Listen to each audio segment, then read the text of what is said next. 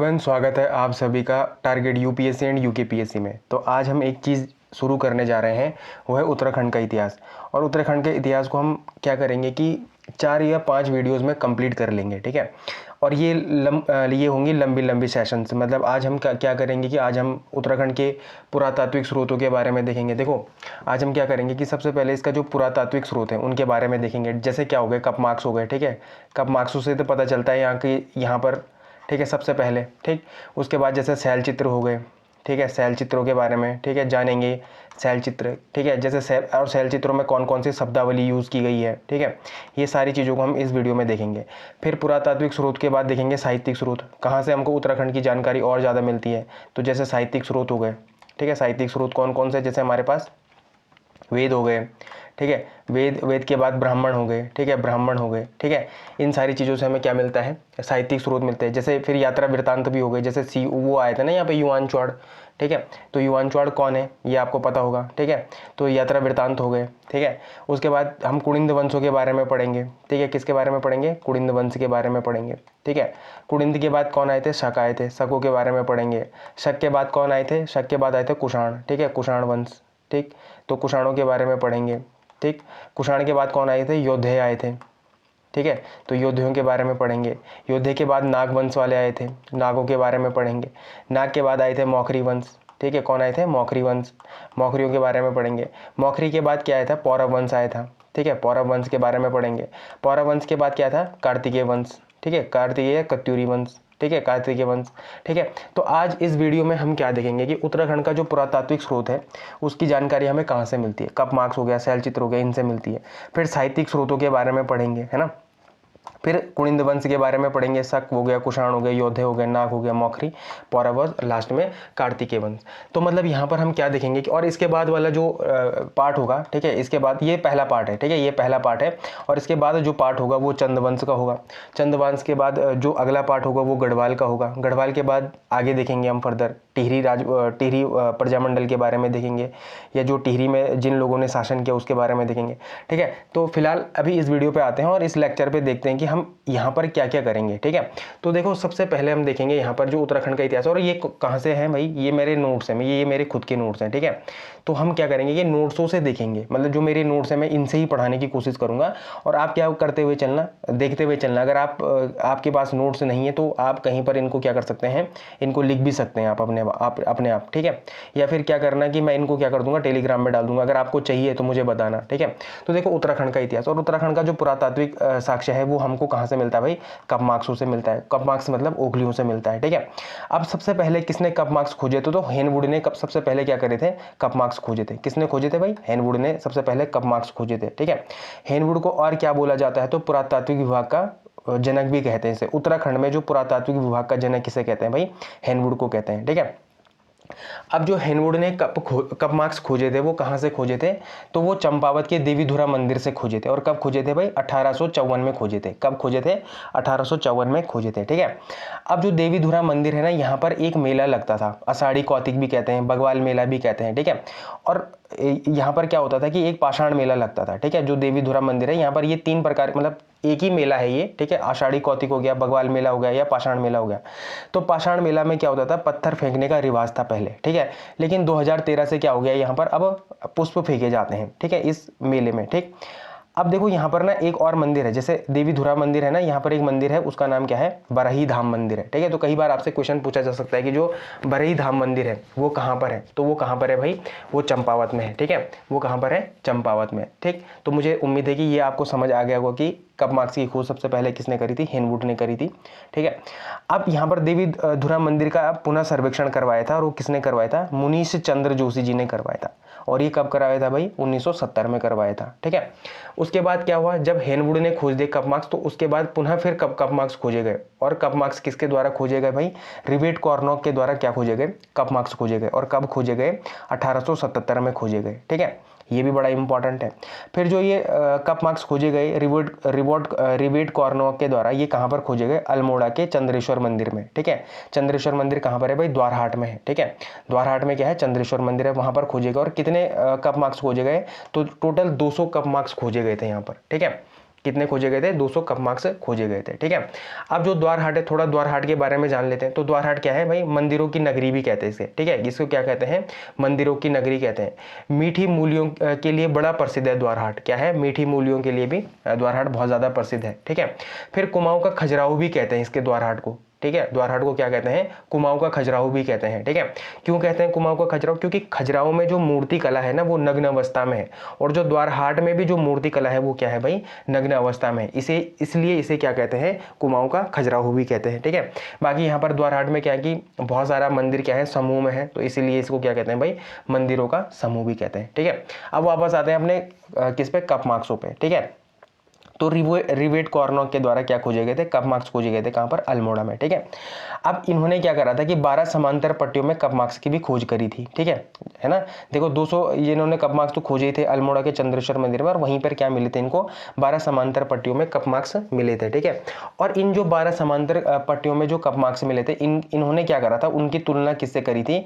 Europe के cup मार्क्सों से करी थी। ठीक है, किससे करी थी भाई? यूरोप के कप मार्क्सों से करी थी। ठीक है, अब ये तो हो गए हेनवुड और रिवेट कॉर्नॉक के द्वारा, लेकिन उत्तराखंड के कुछ लोगों ने भी क्या करा था? कप मार्क्स खोजे थे। तो उत्तराखंड में, जो उत्तराखंड के इतिहास में अगर हम देखते हैं कि किसने सबसे पहले कप मार्क्स खोजे थे, तो यशोधर मठपाल जी ने खोजे थे भाई कप मार्क्स। और कहां पर खोजे थे भाई? तो रामगंगा नदी घाटी पर इन्होंने क्या करा था? रामगंगा नदी घाटी पर एक गांव है, क्या है? नौला गांव है, वहां पर इन्होंने क्या करा थे भाई? 32 कप मार्क्स खोजे थे। कितने खोजे थे? 32 नहीं, 72 कप मार्क्स खोजे थे। ठीक है, 72 कप मार्क्स खोजे थे।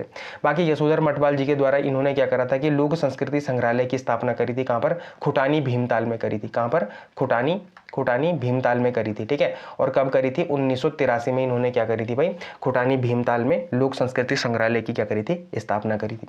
तो ये आपको पता चल गया होगा कि यशोधर मठपाल ने क्या करा था भाई? सबसे पहले उत्तराखंड के एस्पेक्ट में अगर हम देखें तो क्या खोजे थे? 72 कप मार्क्स खोजे थे। कहां पर? रामगंगा नदी घाटी पर खोजे थे। फिर आते हैं यशवंत कठोज जी आते हैं। ठीक है, और यशवंत कठोज जी क्या करते हैं? पश्चिमी नयार घाटी में कप मार्क्सों की खोज करते हैं। पश्चिमी नयार घाटी पे भी कहां पर? मंडल गांव में। ठीक है, और मंडल गांव कहां पर है भाई? गोपेश्वर चमोली में है ये। ठीक है, कहां पर है? गोपेश्वर चमोली में है। ठीक है, अब देखो यहां पर बड़ा इंपॉर्टेंट है एक चीज, क्या? कि यशवंत कठोज जी के द्वारा एक पुस्तक लिखी गई है, और उस पुस्तक का नाम क्या है? उत्तराखंड का नवीन इतिहास। क्या है? उत्तराखंड का नवीन इतिहास। ठीक है, बाकी देखो मंडल गांव को क्या कहते हैं? गढ़वाल का चेरापूंजी भी कहते हैं। इसको थोड़ा सा याद रखना। देखो चेरापूंजी वास्तव में कहां पर है? तो मेघालय में है। ठीक है, कहां पर है भाई? मेघालय में है। ठीक है, मेघालय में है। यहाँ पर क्या होती है? सबसे ज्यादा बारिश होती है, ये तो आपको पता ही होगा, है ना? अब यहाँ पर जो गढ़वाल का चेरापूंजी है उस वो कौन सी जगह है? तो वो है मंडल गांव। ठीक है, उत्तराखंड का जो चेरापूंजी है वो कौन है भाई? नरेंद्र नगर है। ठीक है, और कुमाऊं का जो चेरापूंजी है वो क्या है भाई? सूखी ढाक। और सूखी ढाक कहां पर है? चंपावत में।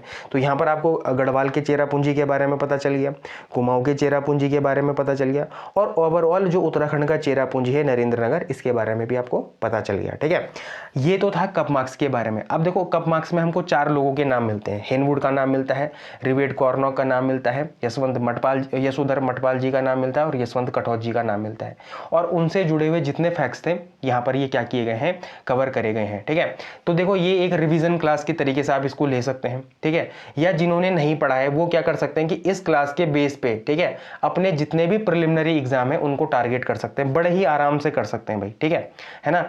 इसमें ये जो नोट्स बनाए गए हैं, ठीक है, ये मैंने किसी टीचर से पढ़े थे। ठीक है, उन टीचर्स ने जो नोट्स बनवाए थे क्लास में वो मैं आपके सामने लाया हूं। ठीक है, तो ये बड़ा ही इंपॉर्टेंट क्या है भाई? एक लेक्चर है आपके लिए, रिवीजन के पर्सपेक्टिव से बोलो या फिर किसके पर्सपेक्टिव से बोलो। अगर आप नए भी पढ़ रहे हैं तो मैं क्या करूंगा कि भाई ये नोट्स कहाँ पर डाल दूंगा? टेलीग्राम पे डाल दूंगा। और टेलीग्राम पे जुड़ने के लिए आपको क्या करना है भाई? यहाँ पर कमेंट सेक्शन में देखना, सबसे पहले एक लिंक मिलेगा आपको। ठीक है, वहाँ से आप क्या कर सकते हैं?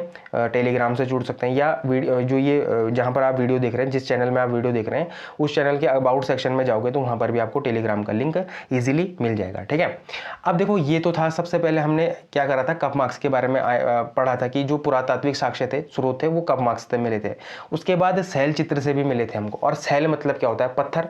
तो शैल मतलब जब पत्थर होता है, और शैल चित्र मतलब क्या हो जाएगा भाई? पत्थरों पर जो चित्र उकेरे गए होंगे उनसे भी हमें क्या मिलता है? पुरातात्विक स्रोतों की जानकारी मिलती है। ठीक है, तो देखो सबसे पहले हमको मिला था लाखूड ड्यार। क्या मिला था भाई? लाखूड ड्यार। और लाखूड ड्यार कहां पर है भाई? तो दलबैंड के बाड़े छिना इलाके में क्या है? लाखूड ड्यार है। ठीक है ना? और सुयल नदी के तट पर भी है, मतलब कुल मिला के अगर बात करें तो लाखू उड्यार है जो वो सुयाल नदी के तट पर है, ठीक है, दलबेन बाड़ेछिना में, ठीक है। और इसकी खोज किसने करी थी, तो MP जोशी जी ने करी थी। कब करी थी, 1968 में। ये क्वेश्चन बहुत बार आता है आपके पास, ठीक है, ये क्वेश्चन क्या आता है, बहुत बार आता है। इवन जो ऊपर भी फैक्ट बताए ना मैंने, यहाँ पर भी बहुत सारे क्वेश्चन आपके पास बहुत बार बार आते हैं। जैसे उत्तराखंड संस्कृति संग्रहालय की स्थापना हो गई, ठीक है, यशवंत कटौत जी की बुक का नाम हो गया, ठीक है, यशोधर मठपाल जी के बारे में पूछा जाता था कि इन्होंने कितने कप मार्क्स खोजे। मतलब इवन ये जितने फैक्ट्स हैं यहाँ से आपको कभी ना कभी कोई ना कोई क्वेश्चन देखने को मिलेगा।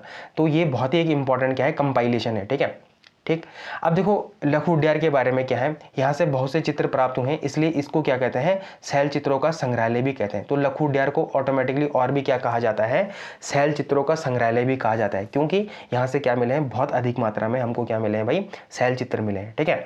अब लघु उद्यान कहाँ पर मिलता है हमको, तो सुयाल नदी के तट पर मिलता है। और सुयाल नदी को पुराणों में क्या कहते हैं भाई, सालमती कहते हैं। तो ये भी आपको पता होना चाहिए कि सुयाल नदी को पुराणों में क्या कहा जाता है, तो सालमती कहा जाता है, ठीक है। और कहाँ पर भाई, कोसी नदी के बारे में भी। और कोसी नदी की यहाँ पर लंबाई कितनी है, 168 किलोमीटर है, ठीक है। यहाँ पर हमको क्या मिले, लघु उद्यान से हमको क्या मिले, अगर हम लघु उद्यान की बात करें तो यहाँ से हमको क्या मिले हैं भाई, मनुष्य के चित्र मिले हैं। और मनुष्य के कैसे चित्र मिले हैं भाई, तो सामूहिक नृत्य करते हुए चित्र मिले हैं, ठीक है, मतलब सामूहिक नृत्य करते हुए चित्र मिले हैं। और कितने ग्रुप में मिले हैं, तो 2 ग्रुप में मिले हैं। एक में 34 व्यक्ति नृत्य कर रहे हैं और एक में क्या कर रहे हैं, 28 व्यक्ति नृत्य कर रहे हैं, ठीक है। एक में 34 कर रहे हैं और दूसरे में कितने कर रहे हैं भाई, 28 व्यक्ति नृत्य कर रहे हैं, ठीक है। यहाँ पर और क्या मिलता है हमको, तो जो यहाँ पर चित्र मिले हैं, यहाँ पर क्या हुआ है कि मनुष्य को हाथ मिलाते हुए चित्र प्राप्त हुए हैं यहाँ से, ठीक है। कई बार आपसे पूछ सकता है कि ऐसा कौन सा उद्यान है, ठीक है, या ऐसा कौन सा शैल चित्र वाला उद्यान है जहाँ पर मनुष्य को हाथ मिलाते हुए चित्र प्राप्त हुए हैं, तो वो कहाँ पर मिले हैं भाई, लघु उद्यान में मिले हैं, ठीक है। यहाँ से लहरदार चित्र भी मिले हैं। लहरदार चित्र मतलब या तो आप इनको ज्यामितीय चित्र भी कह सकते हैं। और बहुत ही बड़ी फेमस एक पेंटिंग है, वर्ली पेंटिंग, ठीक है, वर्ली पेंटिंग है एक, ठीक है, वर्ली पेंटिंग है एक, ठीक है। और कहाँ की है भाई, महाराष्ट्र की है, ठीक है, महाराष्ट्र की है। तो ये मतलब जो यहाँ पर चित्र मिले हैं, ठीक है, ठीक है, वो भी क्या है, ज्यामितीय चित्र हैं। और जो वर्ली पेंटिंग है ये भी बड़ी ही ज्यामितीय चित्र होती है, ठीक है। इसमें क्या होता है कि जैसे ऐसे ऐसे चित्र करते हुए दिखाया जाता है, ठीक है, ऐसे चित्र करते हुए दिखाया जाता है वर्ली पेंटिंग्स में, ठीक है। तो ये लगभग वैसी ही दिखती है हमको, ठीक है। अब देखो यहाँ पर क्या हुआ है कि यशवंत कटौत जी ने सर्वेक्षण करा था, कहाँ पर, लघु उद्यान में, ठीक है। लघु उद्यान में यशवंत कटौत जी ने सर्वेक्षण करा था, कब, 1982 में। पर लघु उद्यान खोजा किसने था, तो MP जोशी जी ने खोजा था, ठीक है, 1968 में खोजा था। लेकिन यशवंत कटौत जी इसका सर्वेक्षण करते हैं 1982 में। वो क्या बताते हैं कि जो लघु उद्यान है, ठीक है, जो क्या है, लघु उद्यान है, जो लघु उद्यान है, ठीक है, वो कैसे आकार का है भाई, वो कैसे आकार का है, तो नाग के फन जैसा है, ठीक है। वो कैसा आकार का है, तो नाग के फन जैसा है। तो ये भी क्वेश्चन आपके पास बहुत बार आ सकता है कि वो कौन सा उद्यान है, ठीक है, या वो कौन सा शैल चित्र वाला उद्यान है जहां पर क्या मिला, जो कैसा दिखने में है, नाग के फन के जैसे दिखने में है, तो वो कौन सा है भाई, लघु उद्यान है, ठीक है। यहाँ पर मनुष्य के साथ साथ छिपकली का भी क्या मिला है भाई, चित्र मिला है, कहाँ पर, लघु उद्यान में। लघु उद्यान में क्या मिला है भाई, मनुष्य के साथ साथ छिपकली का चित्र भी मिला है, ठीक है। लघु उद्यान की तुलना किससे करी है, भीमबेटका की गुफाओं से करी गई है, ठीक है। ये भी बड़ा इंपॉर्टेंट है कि लघु उद्यान की तुलना किससे करी गई है भाई, भीमबेटका के गुफाओं से करी गई है, ठीक है। तो ये आता है लघु उद्यान के बारे में। शैल चित्र हमको सबसे पहले कहाँ से मिलते हैं, MP जोशी जी के द्वारा कब खोजे जाते हैं, 1968 में खोजे जाते हैं। और कहाँ पर खोजे जाते हैं, लघु उद्यान में, ठीक है। बाकी लघु उद्यान कहाँ पर है, सुयाल नदी के तट पर है। सुयाल नदी को पौराणिक पुराणों में क्या कहा जाता है, तो सालमती भी कहा जाता था। बाकी यहाँ से क्या मिले हैं, मनुष्य के चित्र मिले हैं, 2 सामूहिक ग्रुप में मिले हैं भाई, ठीक है। लहरदार चित्र भी आप इनको कह सकते हैं। यशवंत कटौत जी ने यहाँ का सर्वेक्षण करा था, ठीक है। यहाँ का जो आकार है वो कैसा है, नाग के फन के जैसा है, ठीक है, ये भी बड़ा इंपॉर्टेंट है। फिर लघु उद्यान की जो लघु गुफा है उसकी तुलना किससे करी गई है, भीमबेटका गुफा से करी गई है, ठीक है। तो सबसे इंपॉर्टेंट था लघु उद्यान। उसके बाद आता है भाई मलारी गांव, ठीक है। उसके बाद एक और गांव आता है, उसका नाम क्या है भाई, मलारी गांव है, ठीक है। क्या है भाई, मलारी गांव है, ठीक। और मलारी गांव कहाँ पर है, तो चमोली में है, ठीक है। मलारी गांव कहाँ पर है, चमोली में। इसकी खोज किसने करी थी, तो इसकी खोज 1956 में करी थी, शिव प्रसाद डबराल जी ने करी थी, ठीक है। किसने करी थी, शिव प्रसाद डबराल जी ने करी थी, ठीक है। शिव प्रसाद डबराल जी को और क्या कहते हैं, तो चारण के नाम से भी जानते हैं इनको, ठीक है, चारण के उपनाम से भी जानते हैं, ये आपको सभी को पता है, ठीक है। और इनको किस नाम से जानते हैं, तो इंसाइक्लोपीडिया ऑफ उत्तराखंड के नाम से भी जाना जाता है इनको, ठीक है, शिव प्रसाद डबराल जी को। इनका जो जन्म हुआ था वो कहाँ पर हुआ था भाई, गहली गांव में हुआ था। और गहली गांव कहाँ पर है भाई, पौड़ी गढ़वाल में है। लेकिन जो इनकी कर्म भूमि है वो कहाँ पर है भाई, दुगड्डा में है, ठीक है। अब दुगड्डा भी बहुत इंपॉर्टेंट है, उत्तराखंड के इतिहास में एक बहुत ही इंपॉर्टेंट एरिया है दुगड्डा, ठीक है ना। भवानी सिंह रावत की बात कर लो आप, ठीक है, तो वो बड़े ही इंपॉर्टेंट हो जाते हैं यहाँ पर दुगड्डा के आसपास, ठीक है।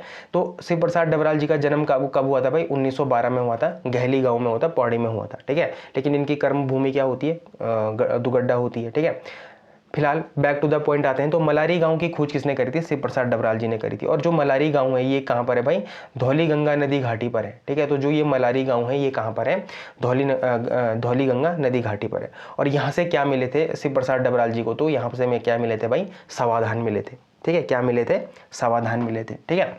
अब यहाँ से समाधान तो मिले थे, लेकिन यहाँ पर सर्वेक्षण दो इंस्टीट्यूट ने करा था। पहला था गढ़वाल यूनिवर्सिटी और दूसरा था कुमाऊं यूनिवर्सिटी। सॉरी यहाँ पर एक ही इंस्टीट्यूट ने 2 बार सर्वेक्षण करा था, ठीक है, पहला बैच और सेकंड बैच।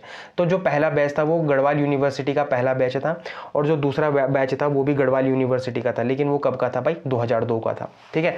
तो जो गढ़वाल यूनिवर्सिटी का पहला बैच था वो जो 1983 में गया था, उनको यहाँ से कुछ भी नहीं मिला था, ठीक है। क्या नहीं मिला था यहाँ, सॉरी एक मिनट, हाँ, उनको यहाँ से क्या नहीं मिला था, कुछ भी नहीं मिला था, ठीक है।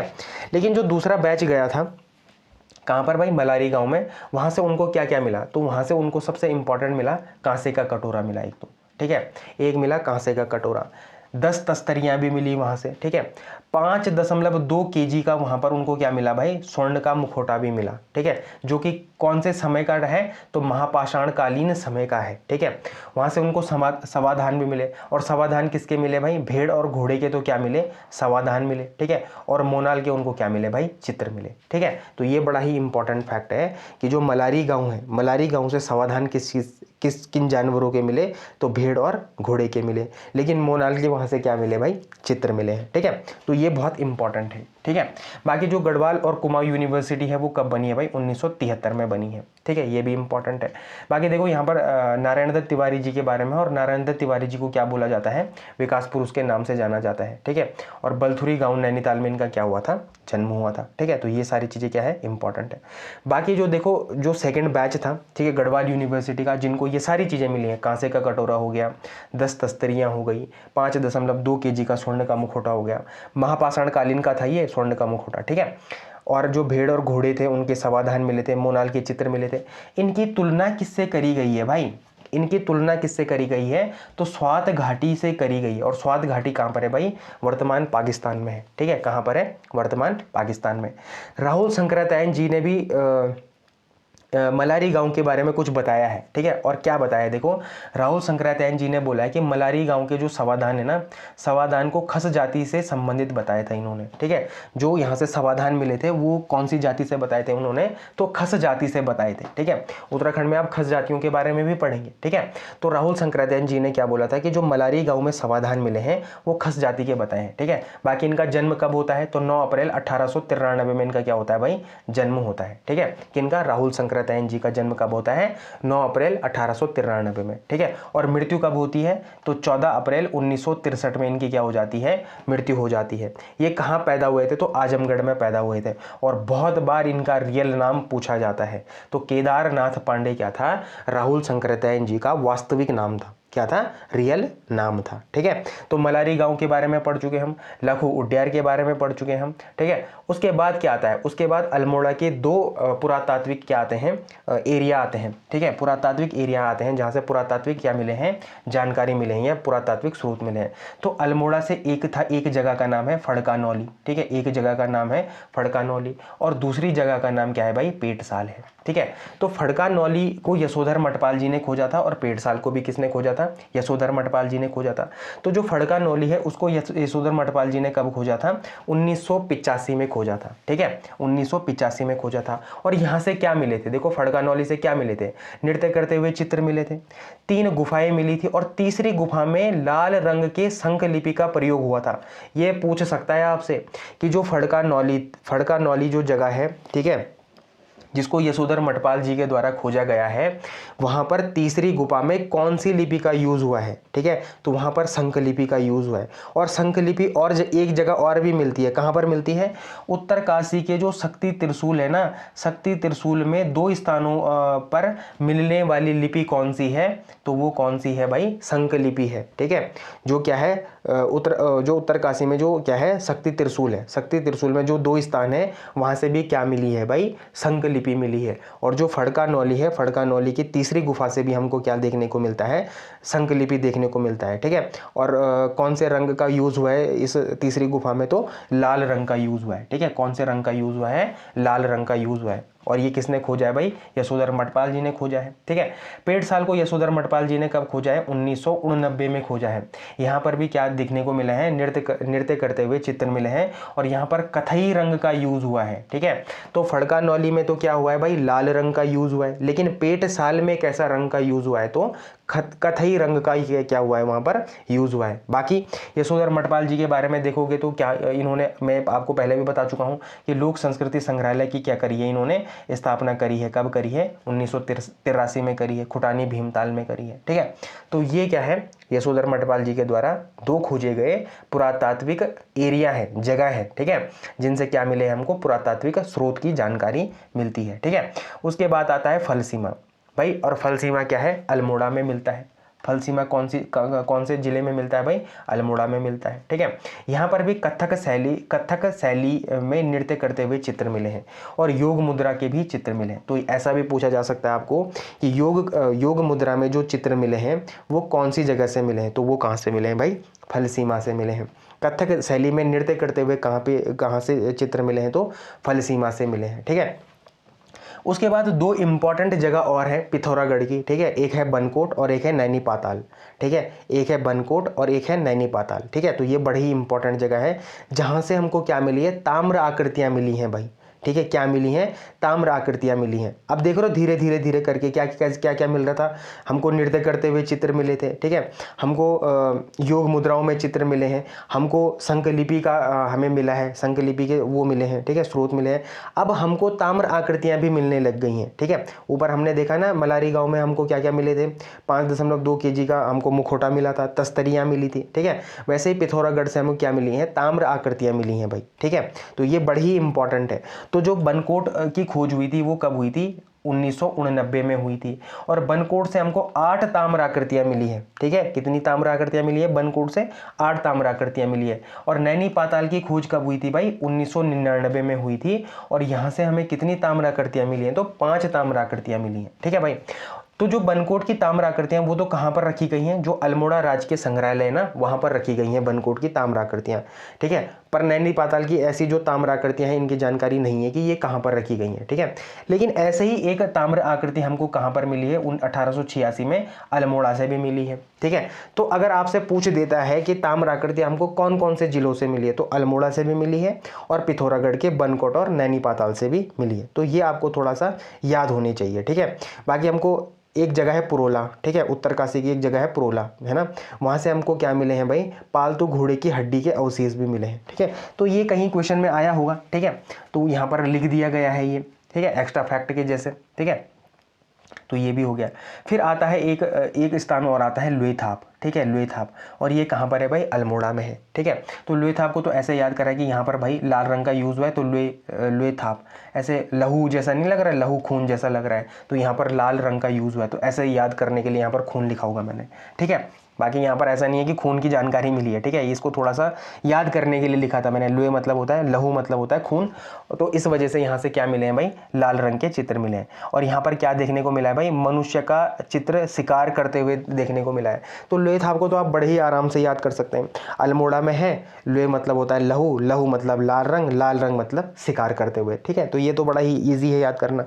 फिर है किमनी गाँव, ठीक है, किमनी गाँव कहाँ से मिला है हमको इसकी जानकारी, तो चमोली जिले से मिली है, ठीक है। किमनी गांव कौन सी नदी घाटी पर है, तो भाई पिंडर नदी घाटी पर है। और पिंडर नदी की ऊंचाई बोल रहा हूं मैं, लंबाई कितनी है, तो 502 किलोमीटर है, ठीक है, 502 किलोमीटर है, किसकी, जो पिंडर नदी है, ठीक है। यहाँ से हमें क्या मिले हैं कि सफ़ेद रंग के चित्र भी मिले हैं। तो किमनी गांव से हमें और क्या मिला है भाई, सफ़ेद रंग के चित्र भी मिले हैं, ठीक है। यहाँ से चित्रित हथियार भी मिला है हमको, ठीक है। तो ये सारी चीज़ें क्या है, इंपॉर्टेंट है किमनी गाँव के आस्पेक्ट से, ठीक है भाई। उसके बाद आते हैं हुडली गाँव पे, ठीक है। हुडली गाँव नहीं, हुडली एक जगह है जो कि कहाँ पर है भाई, उत्तरकाशी में है, ठीक है, उत्तरकाशी में है, ठीक है। तो ये हुडली है जो कि ये कौन सी नदी घाटी पर है, तो यमुना नदी घाटी पर है। और यमुना जो नदी है इसकी लंबाई कितनी है, तो 136 किलोमीटर है। हुडली से हमको कैसे रंग मिले हैं, तो नीले रंग के चित्र मिले। और ये क्वेश्चन न जाने कितने बार आपका UKPSC, ठीक है, और UKSSC पूछ चुका है, ठीक है। तो ये बहुत एक इंपॉर्टेंट फैक्ट है कि हुडली से हमको कैसे चित्र देखने को मिलते हैं, तो नीले रंग के चित्र देखने को मिलते हैं।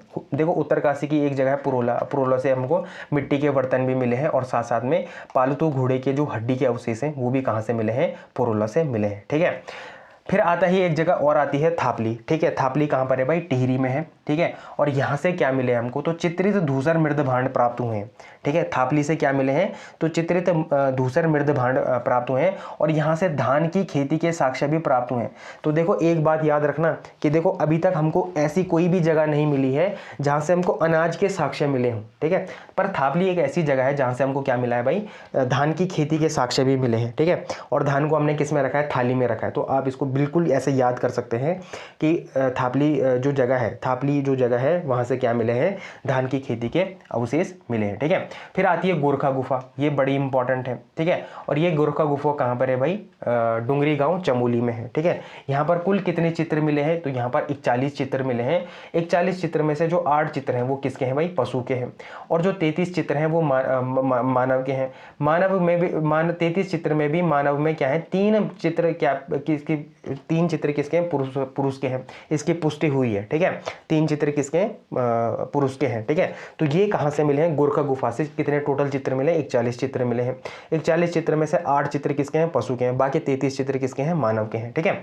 जो गोरखा गुफा है इसकी खोज किसने करी थी, तो राकेश भट्ट द्वारा की गई थी, ठीक है। ये बहुत एक इंपॉर्टेंट क्या है, फैक्ट है। ये पूछा जा सकता है आपको कि जो गोरखा गुफा है इसकी खोज किसने करी थी, तो ये किसने करी थी भाई, राकेश भट्ट जी ने करी थी, ठीक है। बाकी गोरखा गुफा क्या है, अलकनंदा नदी घाटी पर है। और अलकनंदा की जो लंबाई है वो कितनी है, 195 किलोमीटर है, ठीक है। अलकनंदा का जो उद्गम है ये कहाँ से होता है भाई, या तो सतोपंत झील से बोल लो, सतोपंत ग्लेशियर से बोल लो, छी सागर से बोल लो, ठीक है। और ये दोनों के दोनों मतलब ये एक ही है, छी सागर नीचे सतोपंत ग्लेशियर में के तलहटी पर है।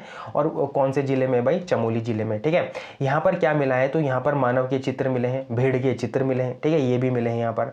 और मनुष्य को पशु को हाँकते हुए भी दिखाया गया है, कहाँ पर, गोरखा गुफा में, ठीक है। तो ये बहुत एक इंपॉर्टेंट फैक्ट है। देखो ये जितने भी फैक्ट हैं, इवन जो मैं ऊपर से बताता आ रहा हूँ ना, हर एक फैक्ट आपके एग्जाम पॉइंट ऑफ व्यू के लिए बहुत ही ज़्यादा इंपॉर्टेंट है। कहीं से भी आपको कुछ भी क्वेश्चन से पूछे जा सकते हैं, और पूछे भी गए हैं, इसी वजह से ये कंपाइल हुआ है, ठीक है। जहाँ पर ये जो एक्स्ट्रा फैक्ट लिखे, जैसे पुरोला से मिट्टी के बर्तन, तो ये किसी पेपर में पूछा गया था, ठीक है। जैसे पालतू घोड़े और हड्डी के अवशेष कहाँ पे मिले हैं, पुरोला से मिले हैं, ठीक है। स्वाद घाटी वाली बात कहीं पर पूछी गई होगी, ठीक है। तो ये सारी चीज़ें कहीं ना कहीं पर पूछी गई हैं, इस वजह से ये क्या हुई है, यहाँ पर आई है, ठीक है। यहाँ पर एक मनुष्य के चित्र भी मिले हैं, ठीक है। और वो कैसे आकार में मिले हैं भाई, तो त्रिशूल आकार में मिले हैं, ठीक है। तो गोरखा गुफा में कैसे मनुष्य के आकार मिले हैं, तो त्रिशूल आकार में मिले हैं। देखो कुछ वन लाइनर फैक्ट्स हैं ये, और ये फैक्ट्स भी बड़े इंपॉर्टेंट है कि बादराबाद में जो ताम्र उपकरण की खोज हुई थी वो कब हुई थी, 1951 में हुई थी, ठीक है। ये बड़ा इंपॉर्टेंट है। और कहाँ पर रखे हैं भाई, गुरुकुल कांगड़ी विश्वविद्यालय में रखे गए हैं। जरा मुझे बताना कि गुरुकुल कांगड़ी विश्वविद्यालय की स्थापना कब हुई थी, ठीक है। स्थापना कब हुई थी ये आपको कहाँ पर बताना है भाई, कमेंट सेक्शन में बताना है, ठीक है। बहुत एक इंपॉर्टेंट क्वेश्चन है, ठीक है। फिर पाषाणकालीन जो पाषाण उपकरण है उनकी खोज कब हुई थी, तो 1953 में हुई थी। और किसने करी थी, यज्ञदत्त शर्मा जी ने करी थी, ठीक है। तो जो पाषाण उपकरणों की खोज करी थी वो किसने करी थी, यज्ञदत्त शर्मा जी ने करी थी, ठीक है। बाकी गंगा द्वार से प्राप्त उपकरणों की जो तुलना है वो सोन घाटी से प्राप्त उपकरणों से की गई है, ठीक है। और सोन घाटी कौन सी 2 नदियों पर है भाई, तो सोन और गंगा नदी के जो मिलन पर है, मतलब जो जहाँ पर वो मिलती हैं वहाँ पर क्या है, सोन घाटी। और कहाँ पर है भाई, पटना में है। वर्तमान जो बिहार की राजधानी पटना है वहाँ पर क्या है भाई, यहाँ पर मिले हैं, ठीक है। ये उपकरण मिले हैं, ठीक है। फिर दयाराम साहनी था, देखो दयाराम साहनी जी क्या आए थे 1919 और 1920 में कहाँ पर आए थे, उत्तराखंड में आए थे, और इन्होंने यहाँ पर क्या करा था, मंदिरों का अध्ययन करा था। उसके बाद उन्होंने क्या करी थी 1921 में क्या करी थी भाई, हड़प्पा सभ्यता की खोज करी थी, ठीक है। तो ये जो सारी जो अभी हमने जो ये पूरा लेक्चर पढ़ा, ठीक है, ये पूरी जो इतनी सारी चीज़ें पढ़ी, ठीक है, ये किस चीज़ से रिलेटेड थी भाई, ये पुरातात्विक साक्ष्य ही तो थे, ठीक है। ये जो मैंने आपको बताया ये सारे के सारे क्या थे, ये पुरातात्विक साक्ष्य ही तो थे, ठीक है। ये क्या थे भाई, पुरातात्विक साक्ष्य ही तो थे, ठीक है। क्या थे ये, पुरातात्विक साक्ष्य थे। इसमें हमने क्या पढ़ा, कप मार्क्स के बारे में पढ़ा, ठीक है। कप मार्क्स की खोज किसने करी, कहाँ कहाँ से मिले, ठीक है। फिर हमने शैल चित्रों के बारे में पढ़ा, शैल चित्रों के बारे में पढ़ा, ठीक है, कि हमको जो शैल चित्र मिले, चाहे वो थापली हो गया, हुडली हो गया, ग्वारखा गुफा हो गया, ठीक है, लाखोड्यार हो गया, किमनी गांव हो गया, ठीक है, इन सारी जगहों से हमको क्या मिले भाई, शैल चित्र तो मिले, ठीक है, ये सारी चीज़ें मिली। अब हम क्या देखेंगे कि साहित्यिक स्रोत क्या थे, ठीक है, साहित्यिक स्रोत क्या थे जहाँ से हमको क्या मिलता है, उत्तराखंड की जानकारी मिलती है, ठीक है, उत्तराखंड की जानकारी मिलती है। तो सबसे पहले अगर वेदों की बात करें तो ऋग्वेद क्या है, ऋग्वेद में हमको उत्तराखंड का प्रथम वर्णन मिलता है, ठीक है, उत्तराखंड का क्या मिलता है, प्रथम वर्णन मिलता है। और ऋग्वेद में उत्तराखंड को क्या बोला गया है, देवभूमि बोला गया है, मानुषियों की पुण्य भूमि बोला गया है। तो ये कहाँ पर बोला गया है भाई, ऋग्वेद में बोला गया है। देखो हमारे पुराण कितने हैं, 18 पुराण है। सबसे बड़ा पुराण कौन है, स्कंद पुराण है, और स्कंद पुराण में उत्तराखंड को क्या क्या बोला गया है, तो खस देश बोला गया है, ब्रह्मपुर बोला गया है, उत्तराखंड बोला गया है, ठीक है। तो ये सारी चीजें कहाँ पर बोली गई है, स्कंद पुराण में बोली गई है। स्कंद पुराण में ही हिमालय को 5 भागों में बांटा गया है, ठीक है, स्कंद पुराण में ही हिमालय को क्या बांटा गया है, 5 भागों में बांटा गया है। पहला भाग क्या है भाई, केदारखंड है, दूसरा भाग क्या है, मानसखंड है, तीसरा भाग क्या है, जालंधर है, फिर कश्मीर है, और फिर नेपाल है, ठीक है। और पूरा उत्तराखंड क्या है, केदारखंड और मानसखंड के ही अंडर में है।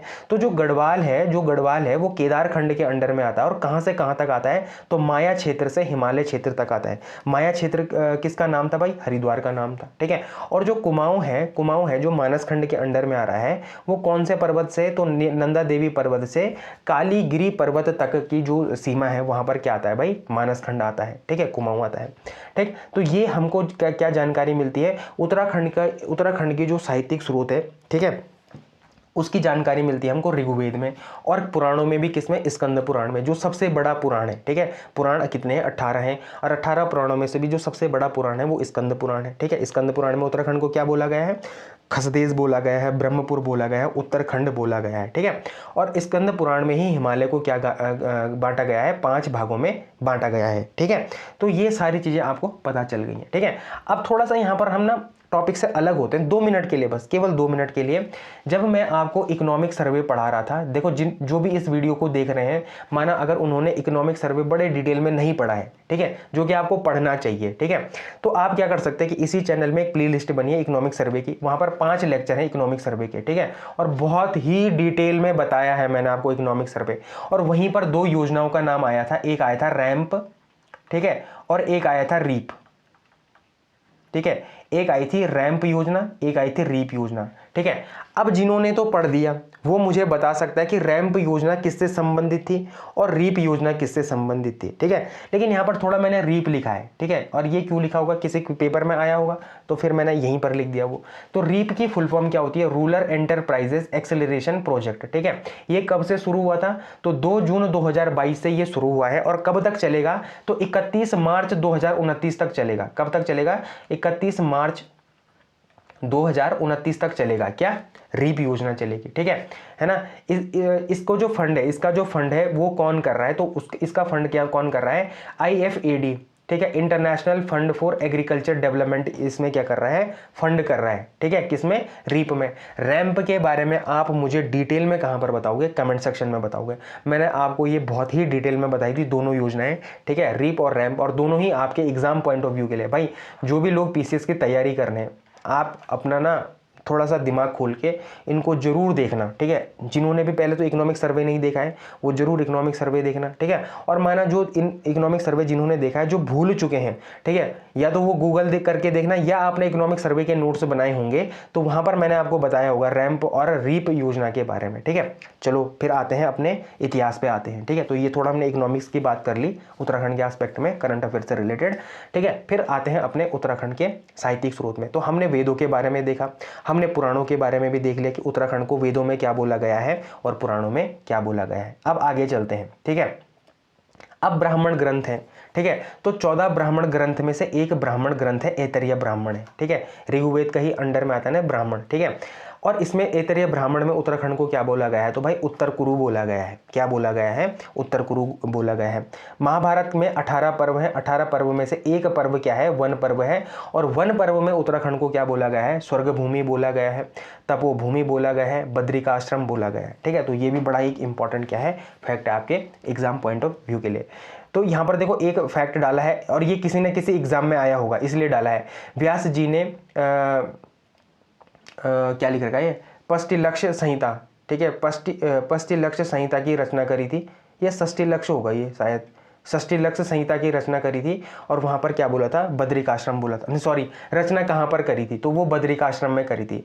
षष्टिलक्ष्य संहिता की रचना कहाँ पर करी थी, तो व्यास जी ने, तो वो कहाँ पर करी थी, बद्रिकाश्रम में करी थी। ये पष्टि नहीं है, ये षष्टि, यहाँ थोड़ा सा गड़बड़ हो गई यहाँ पर। तो ये षष्टिलक्ष्य संहिता की रचना कहाँ पर करी थी, बद्रिका आश्रम में करी थी। और किसने करी थी, व्यास जी ने करी थी। देखो बौद्ध ग्रंथ गौतम बुद्ध के उपदेशों में है और वो क्या है, पाली भाषा में। और बौद्ध ग्रंथ में उत्तराखंड को क्या बोला गया है, हिमवंत बोला गया है। क्या बोला गया है भाई, हिमवंत बोला गया है, ठीक है। क्या बोला गया है, हिमवंत बोला गया है, ठीक है। एक मिनट, हाँ, हिमवंत बोला गया है, ठीक है। ये कहाँ पर बोला गया है, बौद्ध ग्रंथों में बोला गया है, ठीक है। अब और ऐतिहासिक जानकारी हमको साहित्यिक स्रोत कहाँ से मिल सकते हैं, तो देखो यात्रा वृत्तांत है, ठीक है। और यात्रा वृत्तांत किसका है, वेनसांग का है। तो वेनसांग भारत कब आया था, 629 ईस्वी में आया था, हर्षवर्धन के टाइम पे, सॉरी, है ना, हाँ 629 ईस्वी में आया था हर्षवर्धन के टाइम पे। और वापस कब गया भाई, 645 ईस्वी में कहाँ पर गया था, ये चीन में गया था, ठीक है। तो इसने क्या करा था, वेनसांग, जब वेनसांग का दूसरा नाम क्या है, युआनच्वाड है, ठीक है। तो इसने क्या बोला था यहाँ के लिए, सीयू की बोला था, ठीक है, सीयू की बोला था। बाकी ये उत्तराखंड में कब आया था, तो ये कब आया था उत्तराखंड में, 634 ईस्वी में आया था, हरिद्वार में आया था, ठीक है।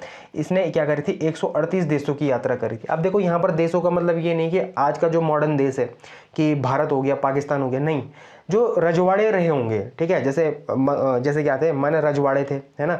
तो जो रजवाड़े रहे होंगे उनमें ये घूमता रहा, ठीक है। जैसे अभी उत्तराखंड में आया था, तो उत्तराखंड में जैसे उस टाइम पे जिसका शासन रहा होगा, फिर ये नीचे गया होगा, फिर वहाँ पर जिसका शासन रहा होगा, तो उस हिसाब से ये देश है, ठीक है। अब इन्होंने क्या करा है, युआनच्वाड ने अलग अलग नाम दिए हैं जगहों के, ठीक है। हरिद्वार को इन्होंने क्या बोला है, मोयूलू बोला है। और हरिद्वार की जो माप है कि कितने एरिया में हरिद्वार फैला है, वो 20 ली बताया है, ठीक है।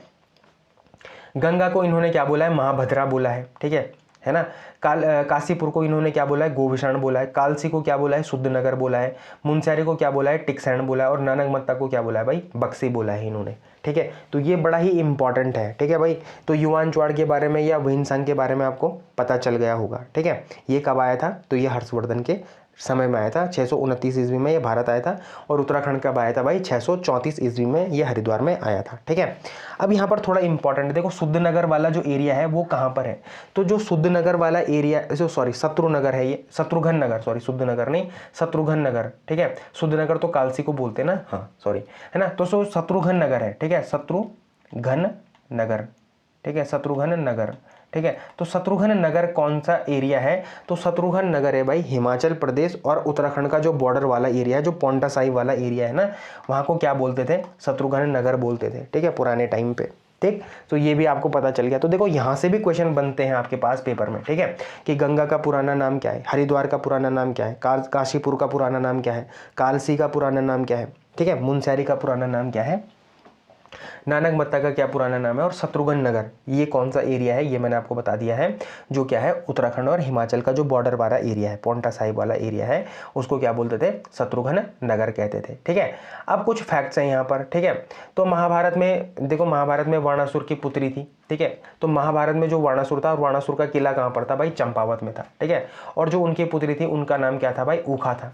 और अनिरुद्ध के प्रेम प्रसंग का वर्णन मिलता है। कहाँ पर मिलता है भाई? महाभारत में मिलता है। ठीक है, तो महाभारत में किस किस का प्रेम प्रसंग का वर्णन मिलता है? एक तो ऊखा का मिलता है और दूसरा किसका मिलता है? अनिरुद्ध का मिलता है।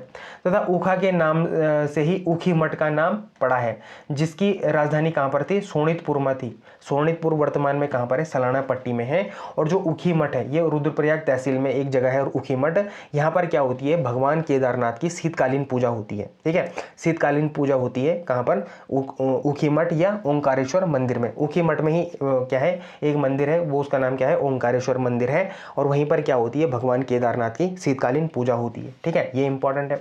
तो यहाँ पर ऊखी मठ में क्या आया था? केदारनाथ आपदा में जो हानि हुई थी, ठीक है, वो ऊखी मठ में भी हुई थी। ठीक है, तो ये बड़ा एक इंपॉर्टेंट क्या है? फैक्ट है आपके एग्जाम पॉइंट ऑफ व्यू के लिए। ठीक है, उसके बाद है महाभारत के अनुसार उसी नगर के नरेश ने यमुना की सहायक नदी जला और उपजला नदी के तट पर क्या कराया था? यज्ञ कराया था। और जला और उपजला का वर्तमान नाम क्या है? तो रूपिन सुपिन है। ठीक है, रूपिन सुपिन कहाँ पर है? नटवाड़ उत्तरकाशी में है। और यहाँ पर क्या लगता है? गेंदुआ का मेला लगता है। देखो, गेंद का मेला लगता है पौड़ी गढ़वाल में। ठीक है, गेंद का मेला लगता है डाडा मंडी के पौड़ी गढ़वाल में। और गेंदुआ का मेला लगता है उत्तरकाशी में। तो देखो, दोनों में ही आपको क्या नहीं होना? कंफ्यूज नहीं होना। गेंदुआ का मेला लगता है उत्तरकाशी में, गेंदुआ। ठीक है, और गेंद का मेला, केवल गेंद का मेला कहाँ पर लगता है? पौड़ी गढ़वाल के डाडा मंडी वाले एरिया में लगता है। ठीक है, तो ये भी इंपॉर्टेंट है ना। यमुना से काली नदी का क्षेत्र, यमुना से और काली नदी के क्षेत्र को क्या बोलते थे भाई? उसी नगर कहते थे। यमुना से काली नदी के क्षेत्र को क्या कहते थे? उसी नगर कहते थे। ठीक है, ऋग्वेद में उत्तराखंड को उसी नगर भी कहा गया। तो ऋग्वेद में उत्तराखंड को और क्या कहा गया है? उसी नगर में कहा गया। तो ठीक है, और यमुना कहाँ पर है भाई? अगर ये अपना क्या है? उत्तराखंड है माना। ठीक है, यमुना नदी बहती है यहाँ और काली नदी बहती है यहाँ। ठीक है, तो यमुना नदी है बिल्कुल वेस्ट में और काली नदी है बिल्कुल ईस्ट में। ठीक है, ये आपको याद रखना है। और इस पूरे एरिया को क्या कह रहे हैं भाई? उसी नगर कह रहे हैं। ठीक है, और ऋग्वेद में उत्तराखंड को क्या बोला गया है? उसी नगर भी कहा गया है। ठीक है, बाकी जो काली नदी की लंबाई है वो कितनी है भाई? 252 किलोमीटर है। ठीक है, और यमुना नदी की तो आपको पता ही है 136 किलोमीटर है। ठीक है, ये मैं आपको ऊपर बताता आ रहा हूँ। ठीक है, बाकी पुराणों में जो अलकनंदा नदी है, पश्चिमी रामगंगा नदी है, मंदाकिनी नदी है, इनका कुछ और नाम था। ठीक है, जैसे हमने ऊपर पढ़ा ना, ऊपर हमने एक जगह में क्या पढ़ा था कि जो सुयाल नदी है, सुयाल नदी का जो पुराणों में नाम क्या है भाई? सालमती है। वैसे अलकनंदा का भी पुराणों में कुछ और नाम है। ठीक है, अलकनंदा का पुराणों में क्या नाम है भाई? हिरण्यवती है। ठीक है, हिरण्यवती है। पश्चिमी रामगंगा क्या क्या है? रथवाहिनी है। ठीक है, रथवाहिनी है। और पश्चिमी रामगंगा कौन से पर्वत से निकलती है? तो आदि पर्वत से निकलती है। ठीक है, आदि पर्वत से निकलती है। ठीक है, बाकी जो मंदाकिनी नदी है, मंदाकिनी नदी को क्या बोलते हैं? शीर गंगा कहते हैं। ठीक है, और ये केदारखंड में मिलती है। ठीक है, तो ये इंपॉर्टेंट है। ठीक है, ये थोड़ा सा क्या है? इंपॉर्टेंट है। तो इनको थोड़ा, इनका जो पुराणों का नाम है, पुराणों में जो नाम है उसको थोड़ा सा आप याद करते हुए चलना। सुयाल नदी का नाम क्या है? या मुझे कमेंट सेक्शन में बताओ, ऊपर है। हिरण्यवती नदी का नाम क्या है वर्तमान में? इसको आप कमेंट सेक्शन में बताओ। रथवाहिनी नदी का नाम क्या है? पश्चिमी रामगंगा है, इसको कमेंट सेक्शन में मत बताओ। और क्षीर गंगा का पुराना नाम क्या है? तो मंदाकिनी है। ठीक है, तो ये सारी चीज़ें क्या है? इंपॉर्टेंट है। बाकी कुछ किताबें भी हैं जहाँ पर उत्तराखंड शब्द का यूज़ मिला है, पहले पुराने टाइम वाला। ठीक है, तो जैसे उत्तराखंड रहस्य है, ये किसने लिखी है भाई? शालिग्राम वैष्णव ने लिखी है। ठीक है, वसुधारा किसने लिखी है? तो गोविंद प्रसाद नौटियाल ने लिखी है। कनक वंश काव्य किसने लिखी है? तो बालकृष्ण भट्ट जी ने लिखी है। वेदमाला किसने लिखी है? तो हरिराम धसमाना जी ने लिखी है। उत्तराखंड यात्रा दर्शन किसने लिखी है? तो एसपी डबराल ने लिखी है। ठीक है, ये किसने लिखी है? एसपी डबराल ने लिखी है, डबराल। ठीक है, ये किसने लिखी है? एसपी डबराल जी ने लिखी है। ठीक है, तो यहाँ से हमको क्या मिलती है भाई? उत्तराखंड की जानकारी मिलती है। ठीक, अब देखो, जो हमको शिलालेख मिले हैं उनमें कुछ शब्दावली का यूज़ किया है और यहाँ से क्या बनते हैं भाई? आपके क्वेश्चन से बनते हैं आपके प्री वाले एग्जाम में। ठीक है, या वनडे वाले एग्जाम में। ठीक है, तो जो ये क्लास है ना, ये यूके ट्रिपल एससी के लिए भी, उत्तराखंड पीसीएस के लिए भी उतनी इंपॉर्टेंट है जितनी यूके ट्रिपल एससी के लिए इंपॉर्टेंट है। मतलब जो भी यहाँ पर फैक्ट्स की बम्बार्डमेंट होनी थी वो खूब यहाँ पर फैक्ट्स की बम्बार्डमेंट हुई है। ठीक है, अब देखो यहाँ पर क्या बताया गया है कि जो शिलालेख है, जो शिलालेखों में जो शब्दावली यूज हुई है, जैसे पल्लिका, पल्लिका मतलब होता था छोटा ग्राम। ठीक है। पल्लिका किसको बोलते थे? छोटे ग्राम को कहते थे। भृत्य मतलब क्या होता था? सेवक। क्या होता था? भृत्य मतलब सेवक होता था। कोटपाल मतलब क्या होता था? गढ़ रक्षक होता था। ठीक है, क्या होता था? गढ़ रक्षक होता था। अक्षपट्टलिक मतलब क्या होता था? लेखा परीक्षक होता था। ठीक है, अक्षपट्टलिक मतलब क्या होता है? लेखा परीक्षक होता है। महादंड नायक मतलब क्या होता है भाई? प्रधान सेनापति होता है। महादंड नायक मतलब क्या होता है? प्रधान सेनापति होता है। महत्तम, महत्तम मतलब क्या होता है भाई? ग्राम शासक होता है। ठीक है, क्या होता है? ग्राम शासक होता है। ठीक है, महत्तम मतलब क्या होता है? ग्राम शासक होता है। प्रतिहार मतलब क्या होता है भाई? द्वार रक्षक। ठीक है, द्वार रक्षक। ठीक है, द्वार रक्षक, गलत लिखा है। ठीक है, देखो, ठीक है, द्वार रक्षक। ठीक, तो ये भी इंपॉर्टेंट है। बलाध्यक्ष मतलब होता है सेना नायक। ठीक है, कुलचारिक मतलब क्या होता है भाई? तहसीलदार। और तालुका मतलब क्या होता है? तहसील होता है। ठीक है, तो ये सारी शब्दावली है। या तो आप इसका स्क्रीनशॉट कर लो, ठीक है, या फिर ये तो पीडीएफ तो मैं दूंगा ही ना, करंट वहाँ पर, कहाँ पर? टेलीग्राम में। ठीक है, या आप उसको प्रिंट करके रख लेना या लिख भी लेना कहीं पर। ठीक है, तो ये सारी चीज़ें क्या है भाई? इंपॉर्टेंट है। तो ये उत्तराखंड की जो कुछ क्या है शिलालेख है ना, शिलालेखों में जो शब्दावली यूज हुई है ये उसके बारे में है। ठीक है, तो जो पल्लिका हो गई, भृत्य हो गया, कोटपाल हो गया, अक्षपट्टलिक हो गया, महादंड नायक हो गया, महत्तम हो गया, प्रतिहार हो गया, बलाध्यक्ष हो गया, कुलचारिक हो गया और तालुका हो गया। बहुत बार ये क्वेश्चन पूछे गए हैं। ठीक है, फ्रिक्वेंटली अलग अलग एग्जामों में ये सारी चीज़ें पूछी गई हैं। ठीक, तो ये इंपॉर्टेंट है। अब यहाँ से जो देखो, यहाँ पर ये चीज़ें खत्म हो जाती हैं। ठीक है, जो हमको क्या मिलती है? साहित्यिक स्रोत मिलते हैं।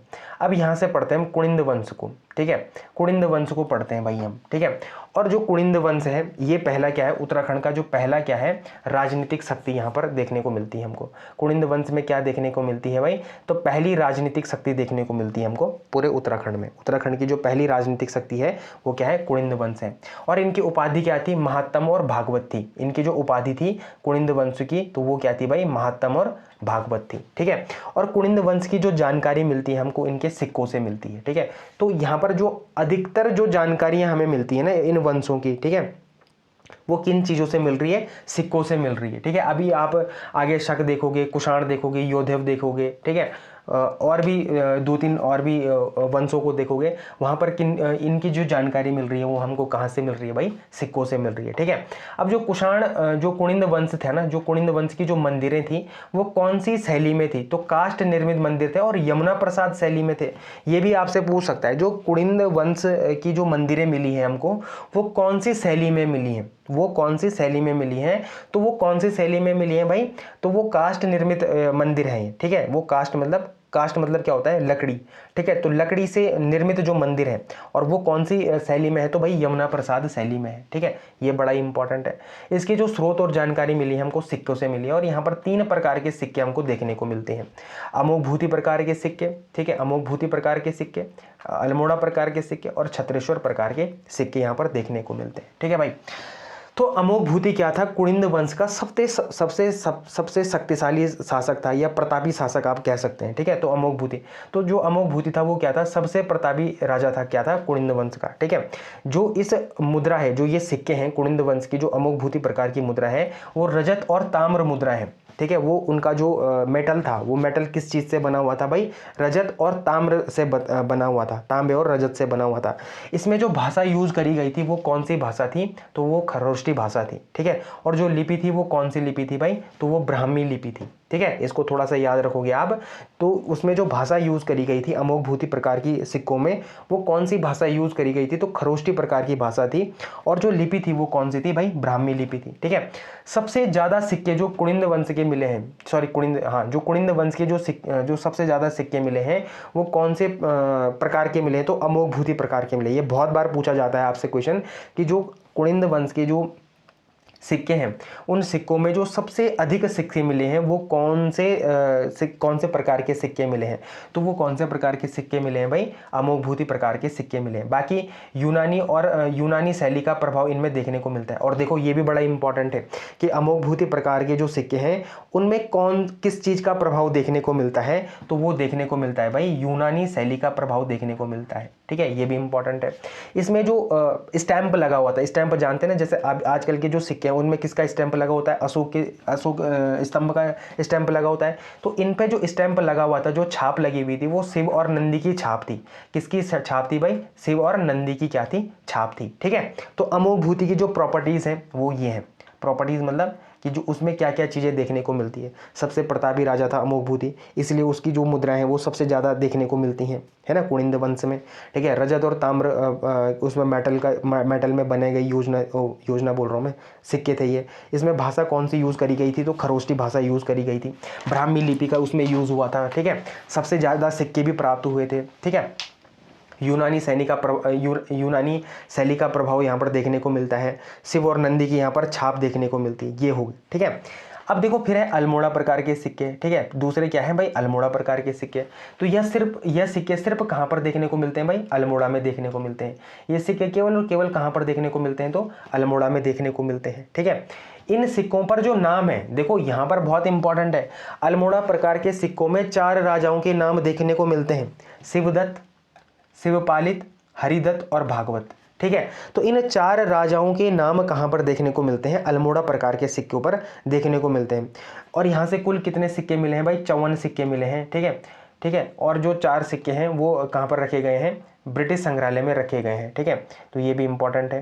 बाकी मानव यहाँ पर क्या देखने को मिलती है, तो मानव मूर्ति देखने को मिलती है इस सिक्के पे। ठीक है, कुबड़ वाले बैल का चित्र देखने को मिलता है। ठीक है, और जो अल्मोड़ा प्रकार के सिक्के थे वो कौन से मेटल के बने हुए थे, तो वो तांबे के बने हुए थे भाई। किस चीज़ के बने हुए थे, तांबे के बने हुए थे। ठीक है, बाकी यहाँ पर जो भी आगे फैक्ट लिखा हुआ है 8 राजाओं के नाम, इनको हम क्या कर सकते हैं, स्किप कर सकते हैं, ये गलत फैक्ट है यहाँ पर।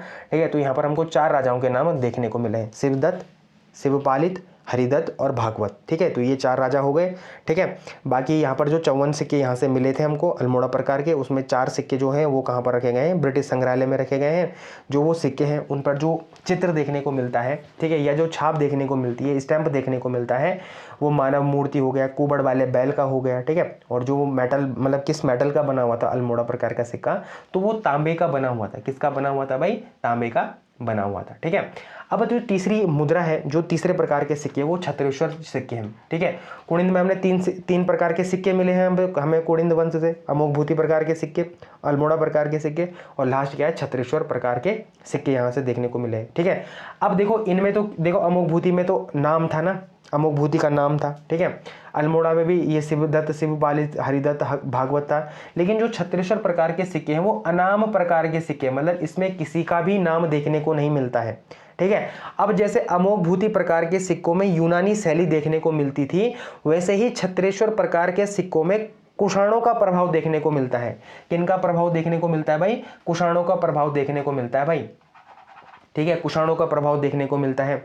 और अश्वमेघ यज्ञ की जानकारी भी मिलती है हमको, किससे भाई, अश्वमेघ यज्ञ की जानकारी कहाँ से मिलती है, छत्रेश्वर प्रकार की सिक्कों से देखने को मिलती है। ठीक है, तो मुझे उम्मीद है कि आपको जो ये कुनिंद वंश है ये समझ आया होगा। चाहे इनके मंदिरों के बारे में बात होगा, उत्तराखंड की जो पहली राजनीतिक शक्ति थी, ठीक है, जो उपाधि थी महात्म भागवत की उपाधि ये धारण करते थे।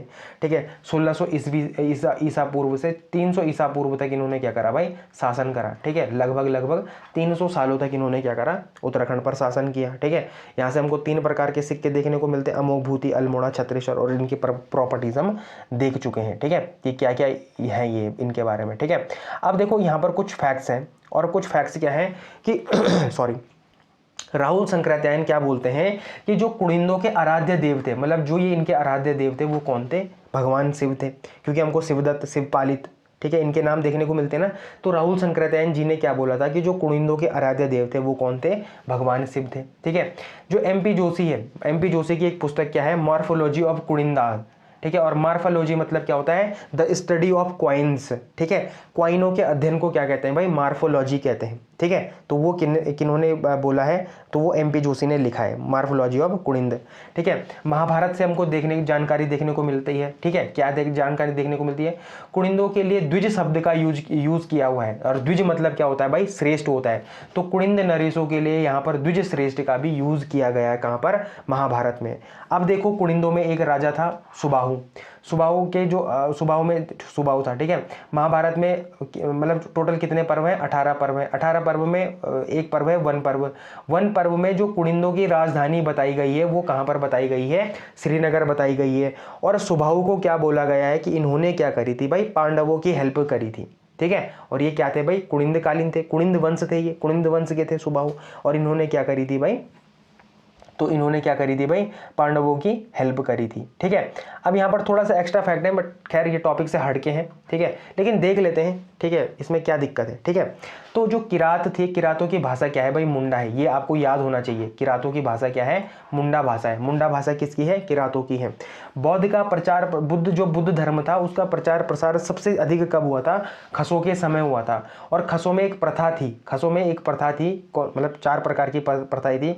घर जवाई हो गया, जेठो हो गया, झटेला हो गया और टिकवा प्रथा। ये कई बार पूछता है कि टिकवा प्रथा निम्न में से कौन सी जाति पे थी, झटेला प्रथा कौन सी निम्न में से कौन सी जाति पे थी, घर जवाई प्रथा निम्न में से कौन सी जाति में थी, या जो जेठो प्रथा कौन सी जाति में थी। ठीक है, तो ये तो आपको थोड़ा सा याद होना चाहिए कि कौन सी जाति में थी भाई, खस जाति में थी। ठीक है, ये बड़ा इंपॉर्टेंट एक फैक्ट था, ये अलग फैक्ट है। ठीक है, लेकिन इन फैक्टों को इनके साथ मर्ज मत करना, लेकिन ये एक अलग फैक्ट लिखे गए हैं, ये कभी ना कभी किसी और पेपर में आए होंगे, तो यहाँ पर मैंने वो नोट डाउन करके रख लिए हैं। ठीक है, तो ये हमने कुड़िंदों के बारे में भाई पूर्ण तरीके से पढ़ लिया है। और कुड़िंदों को किसने क्या बोला है, जैसे राहुल शंकराचार्य जी ने क्या बोला है, MP जोशी जी ने क्या बोला है, वो भी हमने यहाँ पर देखा है। ठीक है, अब आती है कुड़िंदों के बाद शक वंश की जानकारी। ठीक है, अब जैसे कुड़िंदों की जानकारी हमको किससे मिलती है भाई, सिक्कों से मिलती है। तो शकों की जानकारी हमको कहाँ से मिलती है, तो जो उत्तराखंड में सूर्य मंदिर है, इनके वजह से हमको क्या मिलती है, शक की जानकारी मिलती है। ठीक है, अब जो शक थे, इनकी जो उपाधि थी वो क्या थी, क्षत्रप थी। ठीक है, जो शक राजा थे, शक राजाओं की जो उपाधि थी वो क्या थी, क्षत्रप थी। ठीक है, क्या थी भाई, क्षत्रप थी। और भारत में जो सबसे बड़ा सूर्य मंदिर है, ठीक है, भारत का जो सबसे बड़ा सूर्य मंदिर है वो कोणार्क का सूर्य मंदिर है, जो कि कहाँ पर है, उड़ीसा में है। और ये किसने बनाया था, नरसिंहदेव प्रथम ने इसका निर्माण करा था। और नरसिंहदेव प्रथम था, ये कौन से डायनेस्टी का था, तो ये गंग डायनेस्टी का था। और 1100 AD में इसने क्या करा था कि कोणार्क का सूर्य मंदिर का क्या करा था, निर्माण करा था। इसको क्या कहते हैं भाई, ब्लैक पैगोडा भी कहते हैं। इसको क्या कहते हैं, और क्या कहते हैं, इसको ब्लैक पैगोडा भी तो कहते हैं। ठीक है, इसको और क्या कहते हैं, कोणार्क के सूर्य मंदिर को ब्लैक पैगोडा भी कहते हैं। ठीक है, तो ये इंपॉर्टेंट है, ये भारत के एस्पेक्ट में है कि भारत का सबसे बड़ा सूर्य मंदिर कौन सा है। ठीक है, अब थोड़ा सा उत्तराखंड में जो शक वंश है, शक वंश की जानकारी हमको सूर्य मंदिर से मिलती है। तो उत्तराखंड में कुछ सूर्य मंदिर है, बहुत ही इंपॉर्टेंट सूर्य मंदिर है। सबसे इंपॉर्टेंट जो सूर्य मंदिर है वो है कटारमल का सूर्य मंदिर। ठीक है, और उत्तराखंड में जो सूर्य भगवान या सूर्य मंदिर है, ठीक है, जो सबसे बड़ा सूर्य मंदिर है उत्तराखंड का, जो सबसे बड़ा सूर्य मंदिर है वो कौन सा है, कटारमल का सूर्य मंदिर। इसको और क्या नाम से जाना जाता है, तो बड़ा आदित्य का नाम से जाना जाता है। और यही इसका क्या था भाई, रियल नाम था। बड़ा आदित्य का सूर्य मंदिर से ही क्या जाना जाता था, कटारमल के सूर्य मंदिर को जाना जाता था। और कटारमल का सूर्य मंदिर क्या है, सबसे बड़ा मंदिर है। ठीक है, फिर अल्मोड़ा में है ये कटारमल का सूर्य मंदिर। कहाँ पर है, अल्मोड़ा में, अंधेरी सुनार गांव में स्थित है। ठीक है, लमगड़ा ब्लॉक में है ये कहाँ पर है भाई, कटारमल का सूर्य मंदिर कहाँ पर है, अल्मोड़ा में है। 1974 में इसमें चोरी हुई थी और अष्ट धातु की जो मूर्ति हुई थी वो चोरी हो गई थी। और इसमें लगभग कितने रुपए की हानि हुई थी, तो भाई 12 करोड़ रुपए की हानि हुई थी। ठीक है, तब से क्या करा है, जो कटारमल का जो कपाट है, जो दरवाजा है, ठीक है, वो कहाँ पर रखा गया है, दिल्ली के म्यूजियम में भेज दिया गया था। ये भी चोरी होने वाला था वरना। ठीक है, तो ये भी बड़ा इंपॉर्टेंट है। तो देखो कटारमल ये जो सूर्य मंदिर है, इसका जो वास्तविक नाम है या जो रियल नाम है वो क्या है, बड़ा आदित्य का सूर्य मंदिर है। क्या है भाई, बड़ा आदित्य का सूर्य मंदिर है। और कहाँ पर है कटारमल का सूर्य मंदिर, तो अल्मोड़ा में है। अल्मोड़ा में कहाँ पर, सुनार गांव में स्थित है। और 1974 में यहाँ पर क्या हो गई थी, चोरी हो गई थी। जो यहाँ से क्या हो गया था भाई, अष्ट धातु की जो मूर्ति थी उसकी चोरी हो गई और यहाँ पर क्या हो गया, 12 करोड़ की हानि हो गई। ठीक है, अब और भी कुछ सूर्य मंदिर है यहाँ पर पूरे उत्तराखंड में। ठीक है, लेकिन उससे पहले हम पढ़ेंगे पलेठी के सूर्य मंदिर के बारे में। ये कटारमल के सूर्य मंदिर की जितनी इंपॉर्टेंस है उतनी किसकी है भाई, पलेठी के सूर्य मंदिर की। और इसको किसने बनाया था, कल्याण वर्मन ने बनाया था। तो जो पलेठी का सूर्य मंदिर था उसको किसने बनाया था, तो वो कल्याण वर्मन ने बनाया था। और ये कहाँ पर स्थित है, टिहरी में स्थित है। टिहरी के देवप्रयाग ब्लॉक में स्थित है क्या, पलेठी का सूर्य मंदिर। ठीक है, कुछ और भी सूर्य मंदिर है, जैसे जैती का सूर्य मंदिर कहाँ पर है भाई, अल्मोड़ा में है। सुई रमक और खेती खान का सूर्य मंदिर कहाँ पर है, चंपावत में। यहाँ पर सुई का किला भी है। ठीक है, चंपावत में क्या है भाई, सुई का किला है। ठीक है, तो सुई रमक और खेती खान मतलब एक ही नाम है ये। ठीक है, मतलब एक ही मंदिर के 3 नाम अलग अलग है। जैती का सूर्य मंदिर अल्मोड़ा में, सुई रमक खेती खान का मंदिर चंपावत में। ठीक है, कुलसारी का सूर्य मंदिर कहाँ पर है भाई, चमोली में है। कुलसारी का जो सूर्य मंदिर है वो कहाँ पर है, चमोली में है। क्यार्क का जो सूर्य मंदिर है वो कहाँ पर है भाई, पौड़ी गढ़वाल में है। भौनादित्य का सूर्य मंदिर है वो कहाँ पर है, पिथौरागढ़ में है। मिझियाली का जो सूर्य मंदिर है वो कहाँ पर है भाई, उत्तरकाशी में है। दुगई आगर का जो सूर्य मंदिर है वो कहाँ पर है, पिथौरागढ़ में है। मढ़ और मण, देखो मढ़ का सूर्य मंदिर कहाँ पर है, पिथौरागढ़। मढ़ का सूर्य मंदिर कहाँ पर है, पिथौरागढ़ में। मण का सूर्य मंदिर कहाँ पर है भाई, तो चंपावत में है। ठीक है, इनको थोड़ा सा याद रखना। चंपावत में क्या है, सुई रमक खेती खान का, और कहाँ का, मण का सूर्य मंदिर कहाँ पर है, चंपावत में। लेकिन पिथौरागढ़ में दो सूर्य मंदिर है, एक दुगई आगर का सूर्य मंदिर और एक मण का सूर्य मंदिर है। ठीक है, पिथौरागढ़ में। बाकी बहुत बार क्यार्क का सूर्य मंदिर भी पूछा गया कि क्यार्क का सूर्य मंदिर कहाँ पर है, तो पौड़ी में है, पौड़ी गढ़वाल में है भाई। ठीक है, बाकी कुलसारी का सूर्य मंदिर चमोली में है। मिंझियाली का सूर्य मंदिर कहाँ पर, उड़ीसा में, उत्तरकाशी में है। ठीक, उड़ीसा नहीं, उत्तरकाशी में। बाकी पलेठी का सूर्य मंदिर कहाँ पर है, टिहरी में। इसका भी आप स्क्रीनशॉट करके रख सकते हैं आप अपने पास। ठीक है, बहुत ही एक इंपॉर्टेंट क्या है भाई, फैक्ट है ये। ठीक है, ये पूछा जा सकता है आपके एग्जाम में। ठीक है, बाकी यहाँ पर देखो कुछ इंपॉर्टेंट है। तो देखो यमुनोत्री की जो, यमुनोत्री है ना, यमुनोत्री की जो शीतकालीन पूजा होती है वो कहाँ पर होती है, उत्तरकाशी के खरसाली में होती है। कहाँ पर होती है, उत्तरकाशी के खरसाली में होती है। जो गंगोत्री है, गंगोत्री की जो शीतकालीन पूजा होती है वो उत्तरकाशी की कहाँ पर होती है, मुखी मठ या मुखवा में होती है। ठीक है, जो बद्रीनाथ है, बद्रीनाथ की जो शीतकालीन पूजा होती है वो कहाँ पर होती है भाई, योगधाम बद्री मंदिर में होती है। और जो केदारनाथ की जो शीतकालीन पूजा है वो कहाँ पर होती है, ओंकारेश्वर मंदिर रुद्रप्रयाग में, ऊखी मठ में, वहाँ पर होती है। तुंगनाथ की जो शीतकालीन जो पूजा होती है वो कहाँ पर होती है भाई, मक्कू मठ में होती है। ठीक है, कहाँ पर होती है, मक्कू मठ में होती है। तो ये थोड़ा सा क्या है, इंपॉर्टेंट क्या है, जो शीतकालीन पूजाएं होती है, कई बार ये क्वेश्चन पेपर में आ जाता है, तो इस वजह से यहाँ पर खाली जगह रही होगी तो मैंने यहाँ पर लिख दिया। कहीं न्यूज़पेपर में आया होगा नहीं, ठीक है, न्यूज़पेपर में आया होगा तो मैंने ये कहाँ पर लिख दिया, यहाँ पर लिख दिया। तो ये भी आपके लिए क्या है भाई, बहुत ही ज़्यादा इंपॉर्टेंट है। तो हमने क्या पढ़ लिया, कुड़िंद पढ़ लिया। कुड़िंदों की जानकारी हमको सिक्कों से मिलती है। शक की जानकारी हमें कहाँ से मिलती है, सूर्य मंदिरों से मिलती है। ठीक है, तो दोनों ही बड़े ही इंपॉर्टेंट है भाई, है ना। उसके बाद अगर हम थोड़ा सा और आगे बढ़ते हैं तो फिर आते हैं कुषाण वंश। ठीक है, क्या आते हैं भाई, कुषाण वंश आता है। अब देखो कुषाण वंश तो वैसे भारत का, मतलब भारत में भी जाना जाता है ना कुषाण वंश, लेकिन इसकी जो जानकारी, मतलब इसका जो थोड़ा सा एक्सटेंशन देखने को मिलता है वो कहाँ पर मिलता है भाई, उत्तराखंड में भी देखने को मिलता है। ठीक है, तो जो कुषाण वंश है इसका संस्थापक कौन था, कुजुल कटफसीस था। ठीक है, ये पूछा जाता है भाई, जो कुषाण वंश है ये तो अपने इंडिया का ही क्या है, एक वंश है कुषाण वंश, लेकिन इसका जो प्रभाव देखने को मिलता है ये उत्तराखंड में भी देखने को मिलता है। ठीक है, तो इसके, और यहाँ के जो सिक्के हैं, कुषाण के जो सिक्के हैं बड़े फेमस थे, आपको पता है। और इसके सिक्के हमको उत्तराखंड के बहुत ज़्यादा जगहों से मिले हैं, इस वजह से उत्तराखंड में भी इनको पढ़ना क्या हो जाता है, इंपॉर्टेंट हो जाता है। ठीक है, तो जो कुषाण वंश है इसके जो संस्थापक थे वो कौन थे, कुजुल कटफसीस थे। इनकी जो उपाधि थी वो क्या थी, देवपुत्र थी। जो सबसे शक्तिशाली राजा था इसमें कौन था भाई, कनिष्क था। तो कुषाण वंश का जो सबसे शक्तिशाली राजा था वो क्या था, कनिष्क था। इसके स्रोत हमको, इनके स्रोत कहाँ से मिले हैं, जो कुषाण वंश है इनके स्रोत कहाँ से देखने को मिलते हैं, तो वो सिक्कों से ही जानकारी मिलती है। देखो कुड़िंद वंश की जो जानकारी मिलती थी वो भी सिक्कों से मिलती थी, और कुषाण वंश की जो जानकारी मिल रही है वो भी किससे मिल रही है, सिक्कों से मिल रही है। और इनके सिक्के कहाँ से मिले, गोविषाण, तो पुराना नाम किसका है, काशीपुर का पुराना नाम गोविषाण है। मुनि की रेती, मुनि की रेती कहाँ पर है भाई, टिहरी में है। ठीक है, मतलब भले ही ऋषिकेश के पास है लेकिन कौन से जिले में आता है, टिहरी जिले में आता है। वीरभद्र से इनकी जानकारी मिलती है, इनके सिक्कों की जानकारी कहाँ पर है, ऋषिकेश में। मोरध्वज कोटद्वार, ठीक है, कंचनपुरी खटीमा, सुमाड़ी पौड़ी, और सुमाड़ी से ही सबसे ज़्यादा सिक्के मिले हैं कुषाण वंश के। ठीक है, तो ये बड़ा इंपॉर्टेंट है। तो गोविषाण सबसे पहला है, गोविषाण तो 1960 में क्या हुआ था, केपी नौटियाल जी के द्वारा ये खोजे गए थे। ठीक है, और यहाँ पर वासुदेव राजा के नाम के सिक्के मिले थे। जो कुषाणकालीन राजा कौन था, वासुदेव था, उसके उस राजा के नाम के सिक्के कहाँ से मिले हैं भाई, गोविषाण से मिले हैं। गोविषाण मतलब काशीपुर से मिले हैं। ठीक है, कुषाण कालीन है वो। ठीक है, और वो किसने खोजे हैं भाई, तो केपी नौटियाल जी ने खोजे हैं। फिर मुन्नी की रेती से 1972 में क्या मिले हैं, कुछ सिक्के मिले हैं। ठीक है, मुन्नी की रेती से एक ताम्र सिक्का मिला है, ताम्र सिक्का पर वासुदेव का नाम तथा शिव और नंदी की क्या थी, चित्र थी। ठीक है, और ये कौन था भाई, हुइस्क उस टाइम पे राजा था। ठीक है, राजा के। ठीक है, तो ये बड़ा इंपॉर्टेंट है। ठीक है, उसके बाद है मोरध्वज। तो मोरध्वज में जो 1887 में खोजे गए थे सिक्के, और किसने खोजे थे, एम मलखाम ने खोजे थे। कंचनपुरी खटीमा, राजा वासु और राजा मिश्र के यहाँ पर सिक्के देखने को मिलते हैं। और सुमाड़ी गांव से एक ही खेत में कितने मिले हैं, 11,000 सिक्के देखने को मिले हैं भाई। ठीक है, और सबसे ज़्यादा सिक्के जो कुषाण कालीन है वो कहाँ पर देखने को मिले हैं, तो वो कहाँ पर देखने को मिले हैं भाई, सुमाड़ी गांव में, ये कई बार क्वेश्चन पूछा जाता है कि कुषाणकालीन जो मुद्राएं मिली हैं 11,000 के जो 11,000 सिक्के मिले हैं वो अकेले कौन सी जगह से मिले हैं, तो सुमाड़ी गांव पौड़ी गढ़वाल से मिले हैं। ठीक है, तो ये कुषाण वंश भी यहाँ पर क्या होता हुआ, समाप्त होता हुआ। उसके बाद आता है भाई योधे वंश, और योधे वंश की जानकारी भी हमें कहाँ से मिलती है, मुद्रा से मिलती है, सिक्कों से मिलती है। ठीक है, और इनकी जो मुद्राएं हैं वो हमको दो जगह से मिलती है, एक तो जौनसार, ठीक है, जो देहरादून का जो पश्चिमी क्षेत्र है जौनसार, और एक कालू डांडा। कालू डांडा वर्तमान का जो क्या है, लैंसडाउन है। ठीक है, जो कि कहाँ पर है, पौड़ी में है, पौड़ी गढ़वाल जिले में है। ठीक है, पौड़ी गढ़वाल जिले में है। ठीक है, तो ये बड़ा इंपॉर्टेंट है।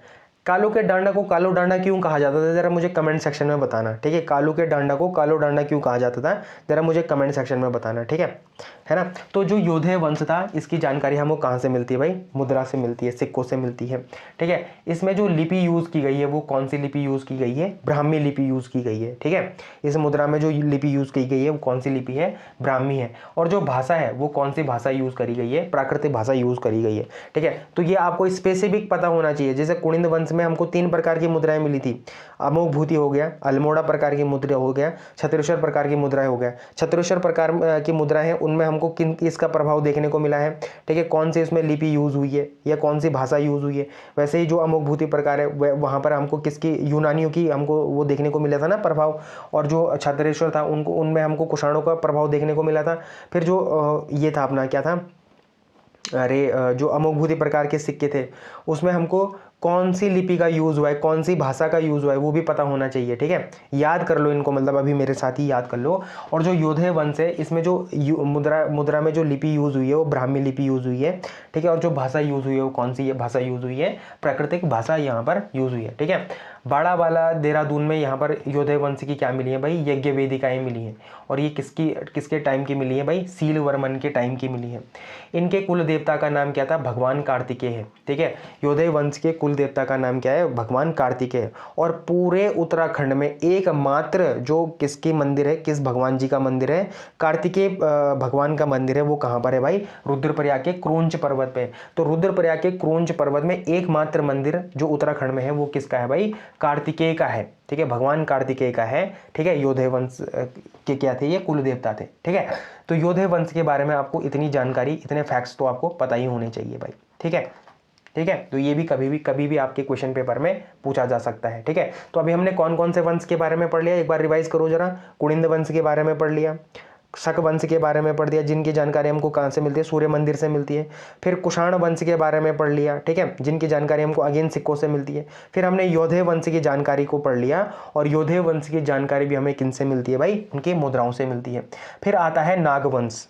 ठीक है, नागवंश की जानकारी हमको कहाँ से मिलती है भाई, तो गोपेश्वर से प्राप्त त्रिशूल लेख से प्राप्त होती है। ठीक है, सॉरी यहाँ से नहीं होती, जो नागवंश है इसकी स्रोत और जानकारी हमको मंदिरों से प्राप्त होती है। ठीक है ना, मंदिरों से प्राप्त होती है। और गोपेश्वर में जो प्राप्त त्रिशूल लेख है उसमें हमको क्या मिलता है, 4 नाग राजाओं का नाम मिलता है, जो नागवंश के 4 राजाओं का नाम मिलता है। उसमें जो पहला राजा है उसका नाम क्या है, स्कंदनाग है। दूसरे का नाम क्या है, विभुनाग है। तीसरे का नाम क्या है, अंशुनाग है। चौथे का नाम क्या है, गणपति नाग है।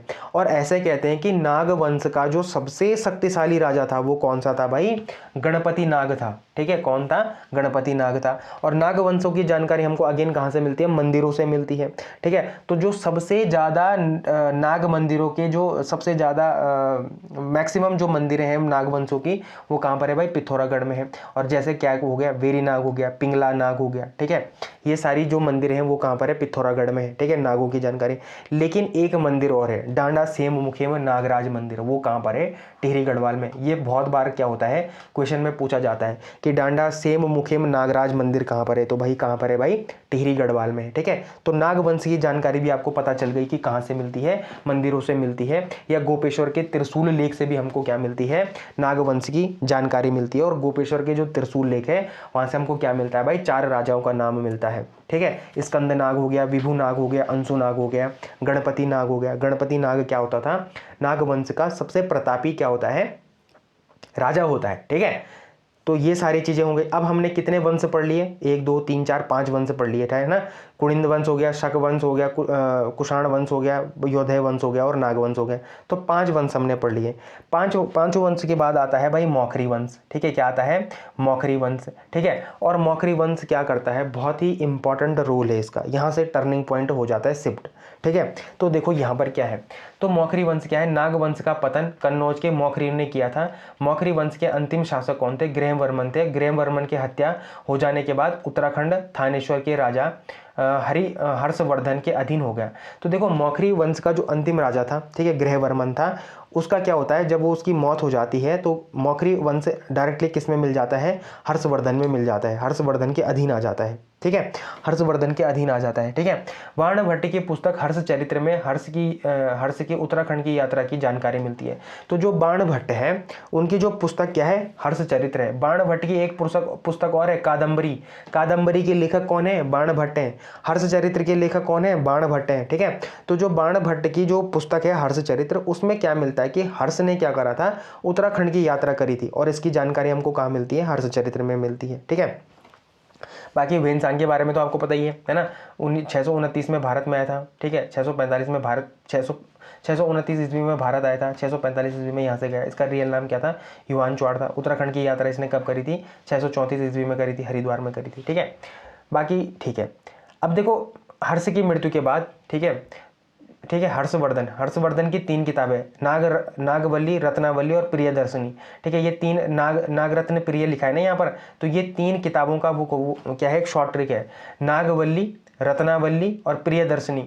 ठीक है, ये किसके द्वारा लिखी गई है भाई, हर्ष के द्वारा लिखी गई है, हर्षवर्धन के द्वारा लिखी गई है। ठीक है, अब देखो होता क्या है, ठीक है, कि मौखरी वंश का जो अंतिम राजा होता है ग्रहवर्मन। ठीक है, ग्रहवर्मन की जैसे हत्या होती है, ग्रहवर्मन जैसे ही मरता है, तो वहाँ पर कौन राजा हो जाता है, फिर हर्षवर्धन राजा होता है। ठीक है, लेकिन जब हर्षवर्धन की भी मृत्यु हो जाती है, ठीक है, तो पूरा उत्तराखंड है वो छोटे छोटे क्या बन जाता है, भागों में बढ़ जाता है। ठीक है, छोटे छोटे राज्य में बढ़ जाता है, जैसे ब्रह्मपुर राज्य हो गए, शत्रुघ्न राज्य हो गया, गोविषाण राज्य हो गए। ठीक है, तो और इसमें भी जो सबसे बड़ा राजा होता है, मतलब जो सबसे बड़ा राज्य होता है, ठीक है, सबसे बड़ा भाग किसका होता है, ब्रह्मपुर राज्य का होता है। ये कहाँ से कहाँ तक होता है, तो गंगा से हरिद्वार, गंगा के हरिद्वार से करनाली नेपाल तक। और यही क्या बनता है भाई, बाद का पूरा अब वर्तमान का जो उत्तराखंड है, यही तो है वर्तमान का जो उत्तरांचलीय उत्तराखंड है।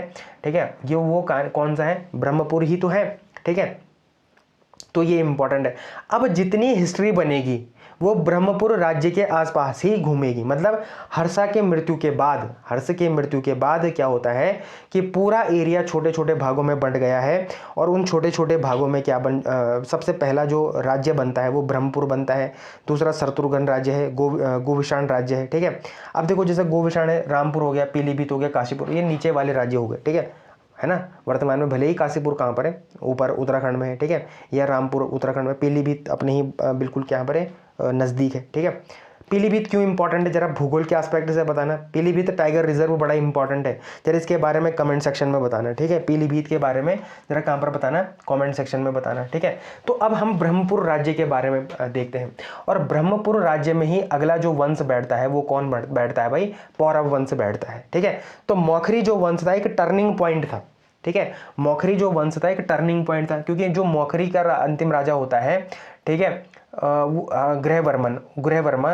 ठीक है, उसकी मृत्यु के बाद हर्ष की मृत्यु के बाद अलग अलग उसमें बंट गया छोटे छोटे राज्यों में। अब हम ब्रह्मपुर राज्य को ही पढ़ते रहेंगे यहाँ से आगे। ठीक है, और इसमें सबसे पहला जो वंश राजा बनता है या राज करता है वो पौरव वंश बनता है। ठीक है, अब इसकी जानकारी हमको कहाँ से मिलती है, तो तालेश्वर ताम्रपत्र से मिलती है। और इसकी खोज कब हुई थी, तो 1915 में हुई थी। और कहाँ पर है तालेश्वर ताम्रपत्र, तो अल्मोड़ा में है। ठीक है, तो जो ब्रह्मपुर राज्य है ये पूरा का पूरा राज्य क्या था भाई, पर्वताकार राज्य था। ठीक है, ऑब्वियसली बात है भाई, जो तराई वाला एरिया है वो तो नीचे है। ठीक है, जैसे क्या है, जैसे रामपुर हो गया, काशीपुर हो गया, तो तराई वाले ना उधम सिंह नगर में तो आते हैं, तो गोविषाण राज्य था वो अलग था। लेकिन जो ब्रह्मपुर राज्य था ये पूरा का पूरा क्या था भाई, पर्वताकार राज्य था। ये क्या था भाई, पूरा का पूरा पर्वताकार राज्य था। सबसे विस्तृत क्षेत्र क्या था, ब्रह्मपुर राज्य था। ये मैंने बता भी दिया है कि सबसे बड़ा जो राज्य था वो कौन था, ब्रह्मपुर राज्य था। ठीक है, और यहाँ पर कौन बनते हैं, अपने पौरव वंश आता है। तो जो तालेश्वर ताम्रपत्र है यहाँ से इनकी जानकारी मिलती है, और यहाँ से 5 राजाओं के नाम देखने को मिलते हैं। जैसे धूति वर्मन हो गया, विष्णुवर्मन हो गया, अग्निवर्मन हो गया, वृष्णवर्मन हो गया और विष्णुवर्मन द्वितीय हो गया। ठीक है, तो ये क्या होता है, तालेश्वर ताम्रपत्र से हमको क्या देखने को मिलता है, पौरव वंश की जानकारी देखने को मिलती है। अब जो पौरव वंश होता है, इनकी भाषा क्या होती है, इनकी भाषा होती है भाई संस्कृत। इनकी भाषा क्या होती है, संस्कृत होती है। लेकिन जो इनकी लिपि है वो क्या होती है, गुप्त ब्राह्मी लिपि होती है। जो तालेश्वर ताम्रपत्र में जो 5 राजाओं के नाम बताए गए ना, द्युतिवर्मन, विष्णुवर्मन, अग्निवर्मन, वृष्णवर्मन और विष्णुवर्मन द्वितीय, ठीक है, इनकी जो भाषा होती है वो क्या होती है, संस्कृत भाषा होती है। तो ये आपसे पूछा जा सकता है कि पौरव वंश की जो भाषा थी, ठीक है ना, जो ब्रह्मपुर राज्य में थे पौरव वंश, उनकी भाषा क्या थी, तो उनकी भाषा क्या थी भाई, संस्कृत भाषा थी। उनकी लिपि क्या थी, तो उनकी लिपि क्या थी भाई, गुप्त ब्राह्मी लिपि थी। ठीक है, उनकी लिपि क्या थी, गुप्त ब्राह्मी लिपि थी। बाकी कुल देवता का नाम क्या था, तो भाई वीणेश्वर स्वामी इनके क्या थे, कुल देवता थे। पौरव वंश के जो कुल देवता थे वो क्या थे भाई, वीणेश्वर स्वामी थे। ठीक है, अब यहाँ पर इनका प्रशासन बहुत ही ज़्यादा इंपॉर्टेंट है भाई। ठीक है, यहाँ से क्वेश्चन बनते ही बनते हैं। ठीक है, पौरव वंश का जो प्रशासन है वहाँ से क्या बनते हैं, क्वेश्चन बनते ही बनते हैं। तो जो इनका निवास स्थान था उनको क्या कहते थे, ये कोट कहते थे। उसको क्या कहते थे भाई, कोट कहते थे। घर को ये क्या कहते थे, राजधानी कहते थे। मंत्री को ये क्या कहते थे, राजमात्य कहते थे। क्या कहते थे, राजमात्य कहते थे। सेना नायक को क्या कहते थे, ये बलाध्यक्ष कहते थे। ठीक है, क्या कहते थे, बलाध्यक्ष कहते थे सेना नायक को। विदेश मंत्री को क्या कहते थे, संधि विग्रहकर्ता कहते थे। जमनपति को क्या कहते थे, ये जमनपति, हाँ ये जमनपति।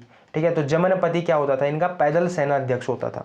ठीक है, द्विपति क्या होता था इनका, लेखक वर्ग का प्रधान होता था। क्या होता था, द्विपति क्या होता था, लेखक वर्ग का प्रधान होता था। गुप्तचर को क्या कहते थे, ये कटुक कहते थे। ठीक है, कायस्थ को क्या कहते थे, देखो ये कायस्थ है, कायस्थ।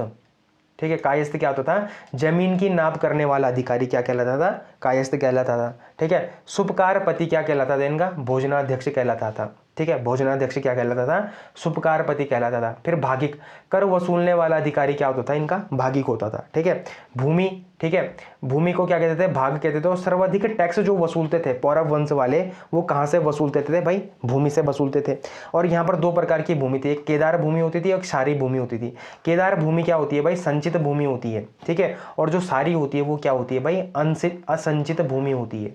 ठीक है, जो केदार भूमि होती है वो क्या होती है, संचित भूमि होती है। जो सारी होती है वो क्या होती है भाई, असंचित भूमि होती है। ठीक है, तो यही क्या है भाई, यही क्या है, पौरव वंश का क्या है, प्रशासन है। ठीक है, यही क्या है, पौरव वंश का प्रशासन है। तो ये जितने भी हैं फैक्ट्स, इनको आप क्या कर सकते हो, एक स्क्रीनशॉट कर सकते हो आप इनका। ठीक है, इसका क्या कर सकते हैं आप, एक स्क्रीनशॉट कर सकते हैं। ठीक है, ये हो गए, आप इसका एक स्क्रीनशॉट ले लो। ठीक है, अब यहाँ पर कुमार कुमारी प्रथा लिखी है, तो ये कुमार कुमारी प्रथा थी, ये कौन किसकी थी, तो ये कोल जाति की थी।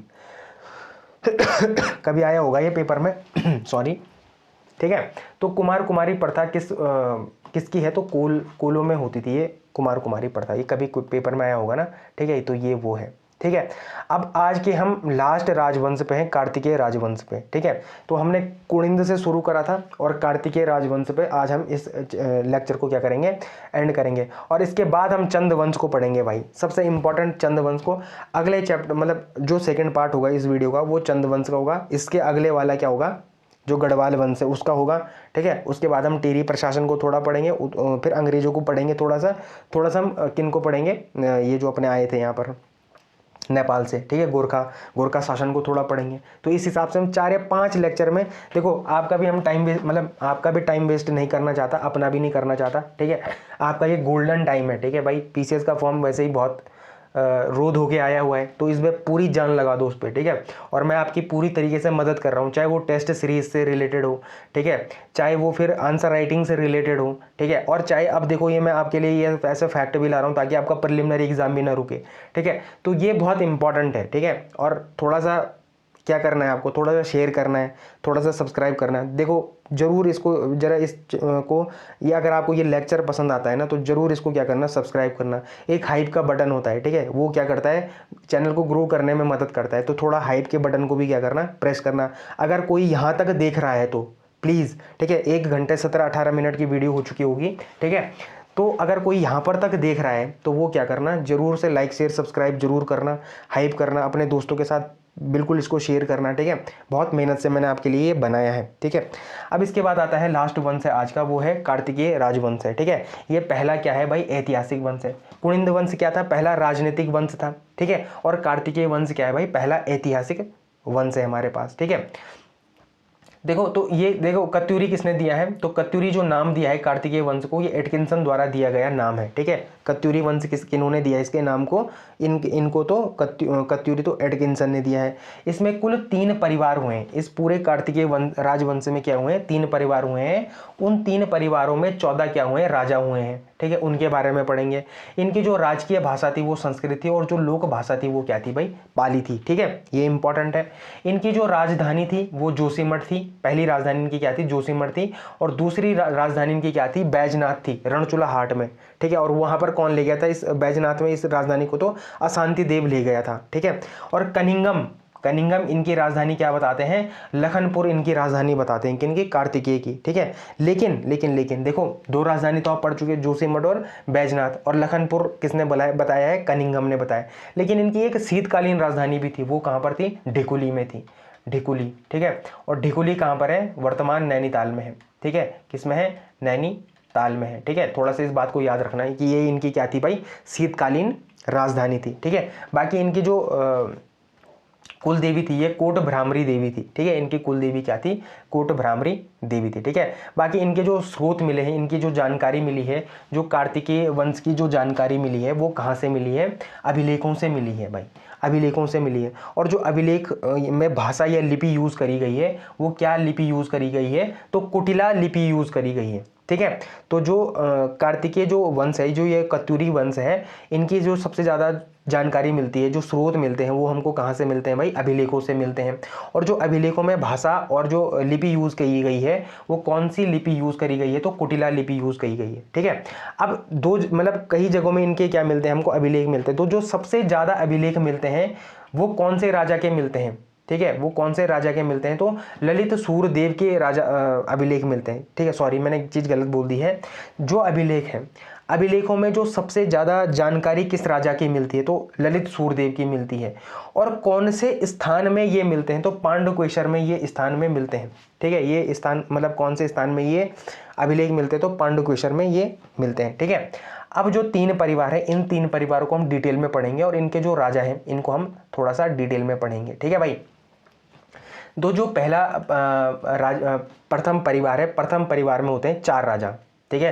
प्रथम परिवार में होते हैं भाई 4 राजा, ठीक है। वसंत देव, खरपर देव, कल्याण राज और त्रिभुवन राज, इसके क्या होते हैं, इंपॉर्टेंट 4 राजा होते हैं, ठीक है। बसंत देव क्या होता है, इसका संस्थापक होता है। इसका जो हमको जानकारी मिलती है वो त्रिभुवन राज का जो बागेश्वर अभिलेख है वहाँ से इसकी जानकारी मिलती है कि जो कार्तिकेय वंश का जो पहला संस्थापक था वो कौन था, या पहला परिवार का जो संस्थापक था वो कौन था, बसंत देव था, ठीक है। इस बसंत देव ने क्या करा था, स्वर्णेश्वर गांव दान में दिया था, ठीक है। इसने क्या करा था, स्वर्णेश्वर गांव दान में दिया था, ठीक है। जोशीमठ में इसने नरसिंह मंदिर का क्या करा था, निर्माण करा था। बहुत बार आता है ये पेपर में कि जोशीमठ में जो नरसिंह मंदिर है उसका निर्माण किसने करा था, तो वो बसंत देव ने करा था। और भगवान बद्रीनाथ की जो शीतकालीन पूजा होती है वो इसी मंदिर में होती है। जोशीमठ के नरसिंह मंदिर में ही भगवान बद्रीनाथ की क्या होती है भाई, शीतकालीन पूजा होती है, ठीक है। और इसकी उपाधि क्या थी बसंत देव की, तो महाराजाधिराज परम भट्टाकर परमेश्वर, महाराजाधिराज परम भट्टाकर परमेश्वर किसकी है, बसंत देव की उपाधि है, ठीक है। ये इंपॉर्टेंट है ना भाई। उसके बाद दूसरा राजा होता है खरपर देव। तो खरपर देव के बारे में इतने जानकारी नहीं है और इम्पोर्टेंट भी नहीं है। फिर कल्याण राज है, इसकी भी इतनी इंपॉर्टेंट नहीं है राज मतलब बात, ठीक है, तो ये भी छोड़ो। फिर त्रिभुवन राज, ये इंपॉर्टेंट राजा है। तो ये प्रथम परिवार का अंतिम राजा होता है, पहली बात तो ये है। दूसरी चीज ये है कि बागेश्वर में बागनाथ मंदिर के लिए भूमि दान देता है। तो ये भी कई बार क्वेश्चन आता है कि जो बागेश्वर में जो बागनाथ मंदिर है, पहले तो यही क्वेश्चन कई बार आ जाता है कि बागनाथ मंदिर कौन से जिले में है, तो बागेश्वर में है, ठीक है। और बागेश्वर जो मंदिर है, बागेश्वर के जो बागनाथ मंदिर है उसमें जो भूमि दान किया था वो किसने करा था भाई, त्रिभुवन राज ने करा था। बाकी किरातों के साथ संधि करी थी, है ना, किरातों के साथ संधि करी थी वो किसने करी थी, त्रिभुवन राज ने करी थी। किरातों के साथ संधि किसने करी थी, त्रिभुवन राज ने करी थी, ठीक है। तो ये इंपॉर्टेंट है। बाकी यहाँ पर राहुल शंकराचार्य जी की एक बात बोलते हैं और वो क्या कहते हैं कि जो कत्यूरी के संस्थापक हैं वो वासुदेव हैं, ठीक है। वो कौन है, वासुदेव है, ठीक है। अब ये तो पता नहीं कौन है, लेकिन फिलहाल जो ये नीचे हैं, ठीक है, कि प्रथम परिवार के पहले जो राजा थे बसंत देव, खरपर देव, कल्याण राज, त्रिभुवन राज। तो बसंत देव जो थे उन्होंने क्या करी थी, उसके संस्थापक मतलब इसके संस्थापक और इसकी जानकारी हमको कहाँ से मिलती है, तो त्रिभुवन राज बागेश्वर अभिलेख से मिलती है, ठीक है। बाकी इन्होंने कौन सा गाँव दान दिया था, कौन सा मंदिर बनाया था, क्या उपाधि थी, ये आप पढ़ चुके हैं। त्रिभुवन राज ने कौन से मंदिर के लिए भूमि दान किया था, किसके साथ संधि करी थी, ये भी आप पढ़ चुके हैं। तो किरातों के साथ इनकी संधि भी थी। दूसरा परिवार आता है, ठीक है, पहले परिवार के हमने 4 राजा पढ़ लिए, दूसरे परिवार के 4 राजा अभी पढ़ रहे हैं, ठीक है। तो जो दूसरा परिवार था, जो इनका पहला राजा था, वो कौन था, निम्बरदेव था, ठीक है, ठीक है। तो ये बड़ा इंपॉर्टेंट है, ये संस्थापक भी है दूसरे परिवार का, ठीक है। पाल शासक धर्मपाल ने इसके समय पर क्या करा था, आक्रमण किया था। और इसकी जानकारी हमको कहाँ से मिलती है भाई, तो नालंदा विश्वविद्यालय में जो शिलालेख है वहां से इसकी जानकारी मिलती है, ठीक है। निम्बरदेव ने क्या करा था, बड़ा इंपॉर्टेंट है, ठीक है। जागेश्वर में जो मंदिर है उसमें जो विमान का निर्माण करा था, जागेश्वर मंदिर है ना, उसमें जो विमान है उसका निर्माण करा था। क्या होता है, देखो जो मंदिर होती है ना, उसका जो छत होता है, इस पार्ट को क्या कहते हैं, विमान कहते हैं, ठीक है। तो उसका निर्माण किसने कराया था, जागेश्वर में जो विमान का निर्माण कराया था वो किसने कराया था, निम्बरदेव ने कराया था। फिर ईस्ट गणदेव, ठीक है, ईस्ट गणदेव ये बड़ा इंपॉर्टेंट है, ये दूसरा परिवार का दूसरा राजा है, ठीक है। तो पहला राजा जिसने संपूर्ण उत्तराखंड को एक सूत्र में बांधने का प्रयास करा था वो कौन था, ईस्ट गणदेव। और ये बहुत ही इंपॉर्टेंट फैक्ट है भाई, बहुत बार पेपर में पूछा जाता है कि वो कौन सा राजा था जिसने उत्तराखंड को एक सूत्र में बांधने का प्रयास किया था, तो वो कौन था, ईस्ट गणदेव था, ठीक है। जागेश्वर में मंदिरों का निर्माण भी किसने कराया था, ईस्ट गणदेव ने कराया था। जैसे नवदुर्गा महिषमर्दिनी मंदिर हो गया, नटराज मंदिर हो गया, लकुलीश मंदिर हो गया, ये सब किसने निर्माण कराए हैं, तो ईस्ट गणदेव ने निर्माण कराए हैं। बाकी तराई भाबर क्षेत्र में शत्रु सेना को भी पराजित किया था, किसने, ईस्ट गणदेव ने करा था, ठीक है। तो दूसरे परिवार का दूसरा राजा ईस्ट गणदेव। तीसरा राजा आता है ललित सूरदेव, ठीक है, ललित सूरदेव। और ऐसा कहते हैं कि ये क्या है भाई, सबसे प्रतापी शासक है, ठीक है। ललित सूरदेव क्या है, सबसे प्रतापी शासक है। और ये मैं आपको ऊपर भी बता चुका हूं कि मैक्सिमम अभिलेखों में किसका नाम मिला है, तो ललित सूरदेव का नाम देखने को मिला है, ठीक है। पांडुकेश्वर अभिलेख में ललित सूरदेव को धरती के उद्धार के लिए वराह अवतार है, ये वराह अवतार भी बोला गया कि इन्होंने क्या करा था, वराह अवतार मतलब वराह मतलब क्या होता है, वराह अवतार मतलब हाँ मतलब वराह अवतार के लिए मतलब धरती के उद्धार के लिए इन्होंने क्या लिया था, वराह अवतार भी लिया था, किसने, ललित सूरदेव ने, ठीक है। और पांडुकेश्वर अभिलेख में मिलता है। बाकी बैजनाथ मंदिर का निर्माण भी किसने कराया था, ललित सूरदेव ने कराया था। और बागनाथ का किसने कराया था, तो त्रिभुवन राज ने कराया था, ठीक है, ये हम ऊपर पढ़ चुके हैं। और बैजनाथ मंदिर का किसने कराया, तो ललित सूरदेव ने कराया। दूसरे परिवार का अंतिम राजा भूदेव, और यहाँ से भी एक क्वेश्चन बनता है, ठीक है। तो ये अंतिम राजा तो है ही, लेकिन बौद्ध धर्म का कट्टर विरोधी था ये। और इसको कौन सी उपाधि प्राप्त थी, तो परम बौद्ध रिपु इसको उपाधि प्राप्त थी भूदेव को, ठीक है। क्योंकि रिपु मतलब क्या होता है, दुश्मन, ठीक है, रिपु मतलब क्या होता है, दुश्मन, ठीक है। तो जो ये है परम बौद्ध रिपु है भूदेव, इसको क्या कहते थे, परम बौद्ध रिपु भी कहते थे, ठीक है। और ये क्या था, बौद्ध धर्म का कट्टर विरोधी भी था, ठीक है। तो दूसरा परिवार भी हो गया। अब तीसरे परिवार पे आते हैं, ठीक है। और तीसरे परिवार को एक और वंश के नाम से जाना जाता है, सलोड़ादित्य वंश के नाम से जाना जाता है, ठीक है। और तीसरे परिवार जो सलोड़ादित्य है उसमें भी 4 राजा होते हैं। और इसका जो संस्थापक है उसको क्या कहते हैं भाई, इच्छरदेव कहते हैं, ठीक है। और इच्छरदेव कौन सी उपाधि से फेमस होता है, तो भुवन विख्यात के नाम से ये फेमस होता है इच्छरदेव, ठीक है।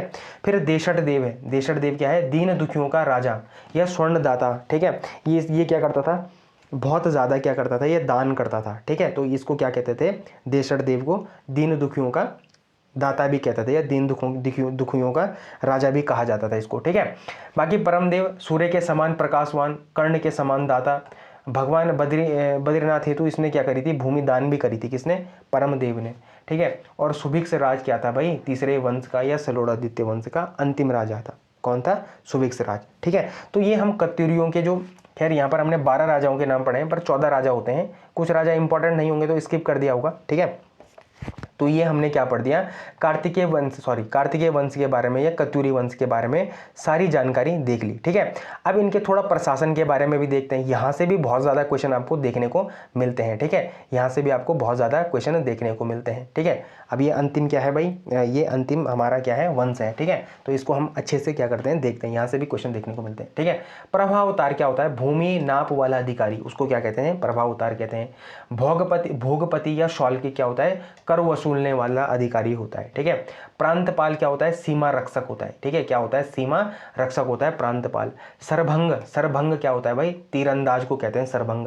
घट्टपाल, घट्टपाल क्या होता है, गिरद्वार रक्षक होता है। ठीक है, चाट भाट जनता से बिस्टी लेता था। बिस्टी मतलब क्या होता है भाई, बेगार, बेगार है ना। बेगार क्या होते हैं कि हम किसी से काम करा लें और उसके एवज में उसे क्या ना दें, धन ना दें, या उसके एवज में हम उसको क्या ना करें, कुछ पैसा ना दें, उसको क्या कहते हैं भाई, बेगार कहते हैं।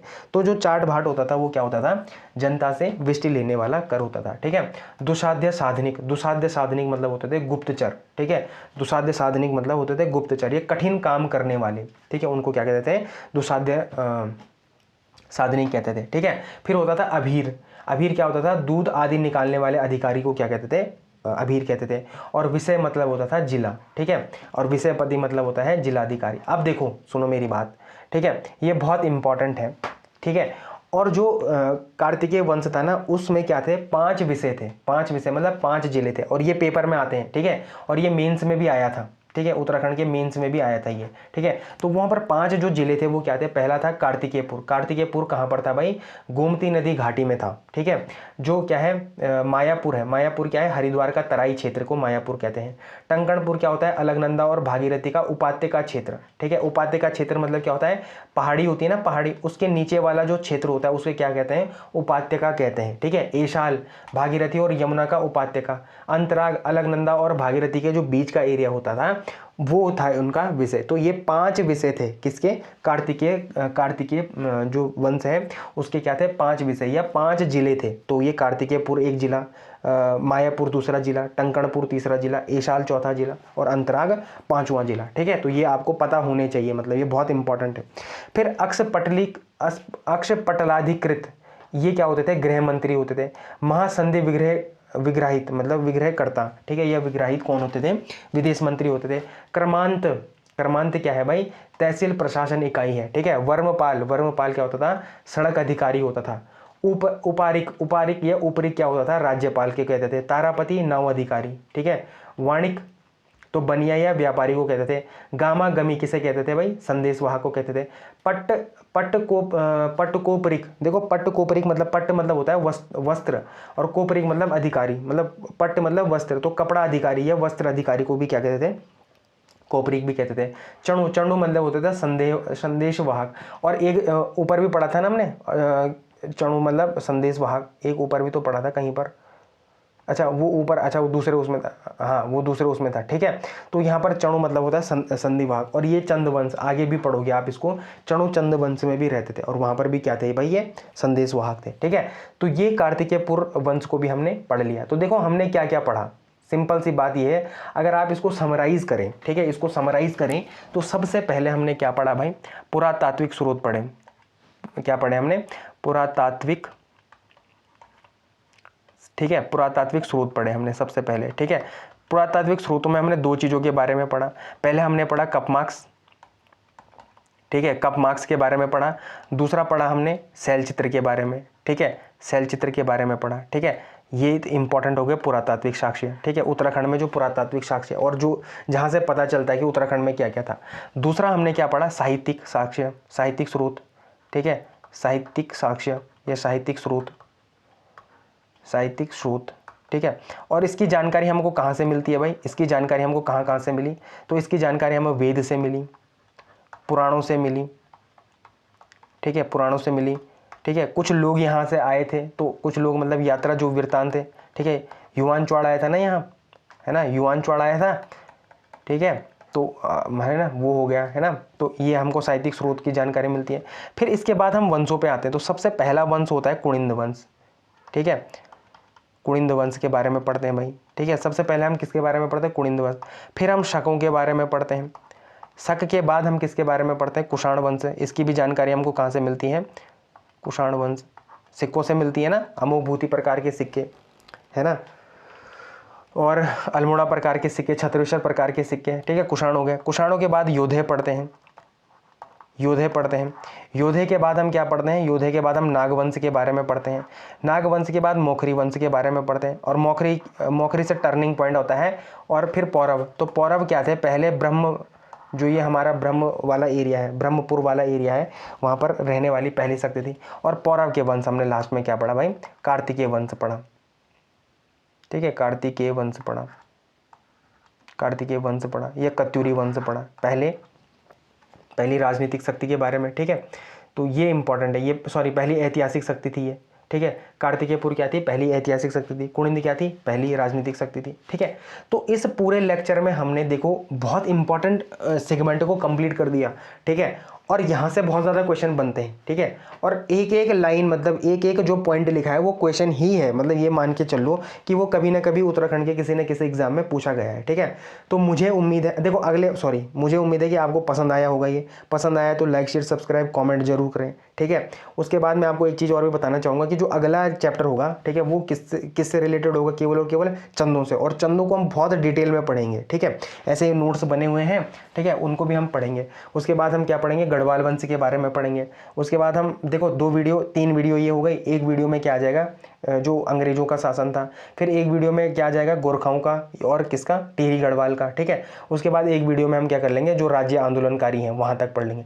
तो पूरे के पूरे 6 वीडियो में आपकी पूरी की पूरी जो उत्तराखंड का इतिहास है वो कंप्लीट हो जाएगा, एंशिएंट, मिडिवल, मॉडर्न और बाद वाला भी, ठीक है, ठीक है, जो राज्य आंदोलन है वो भी। तो 6 वीडियो में हम पूरी की पूरी उत्तराखंड को क्या कर लेंगे भाई, समाप्त कर लेंगे। ये आपके रिवीजन के लिए क्या है भाई, एक बहुत ही इंपॉर्टेंट सीरीज है, ठीक है। तो इसको आपको क्या करना है, ज़्यादा से ज़्यादा लोगों के साथ शेयर करना है, ठीक है। कमेंट में बताना कि कहाँ पर अच्छा लगा, कहाँ पर बेकार लगा, क्या इंप्रूवमेंट हो सकता है, ठीक है। बाकी देखने के लिए धन्यवाद, ठीक है। अगर आप यहाँ तक देख चुके हैं तो ठीक है, और यहाँ तक देख चुके हैं तो एक बार ज़रा कुछ ना कुछ कमेंट, एक अच्छा सा कमेंट करके छोड़ के जाना, ठीक है। तो थैंक यू सो मच, धन्यवाद।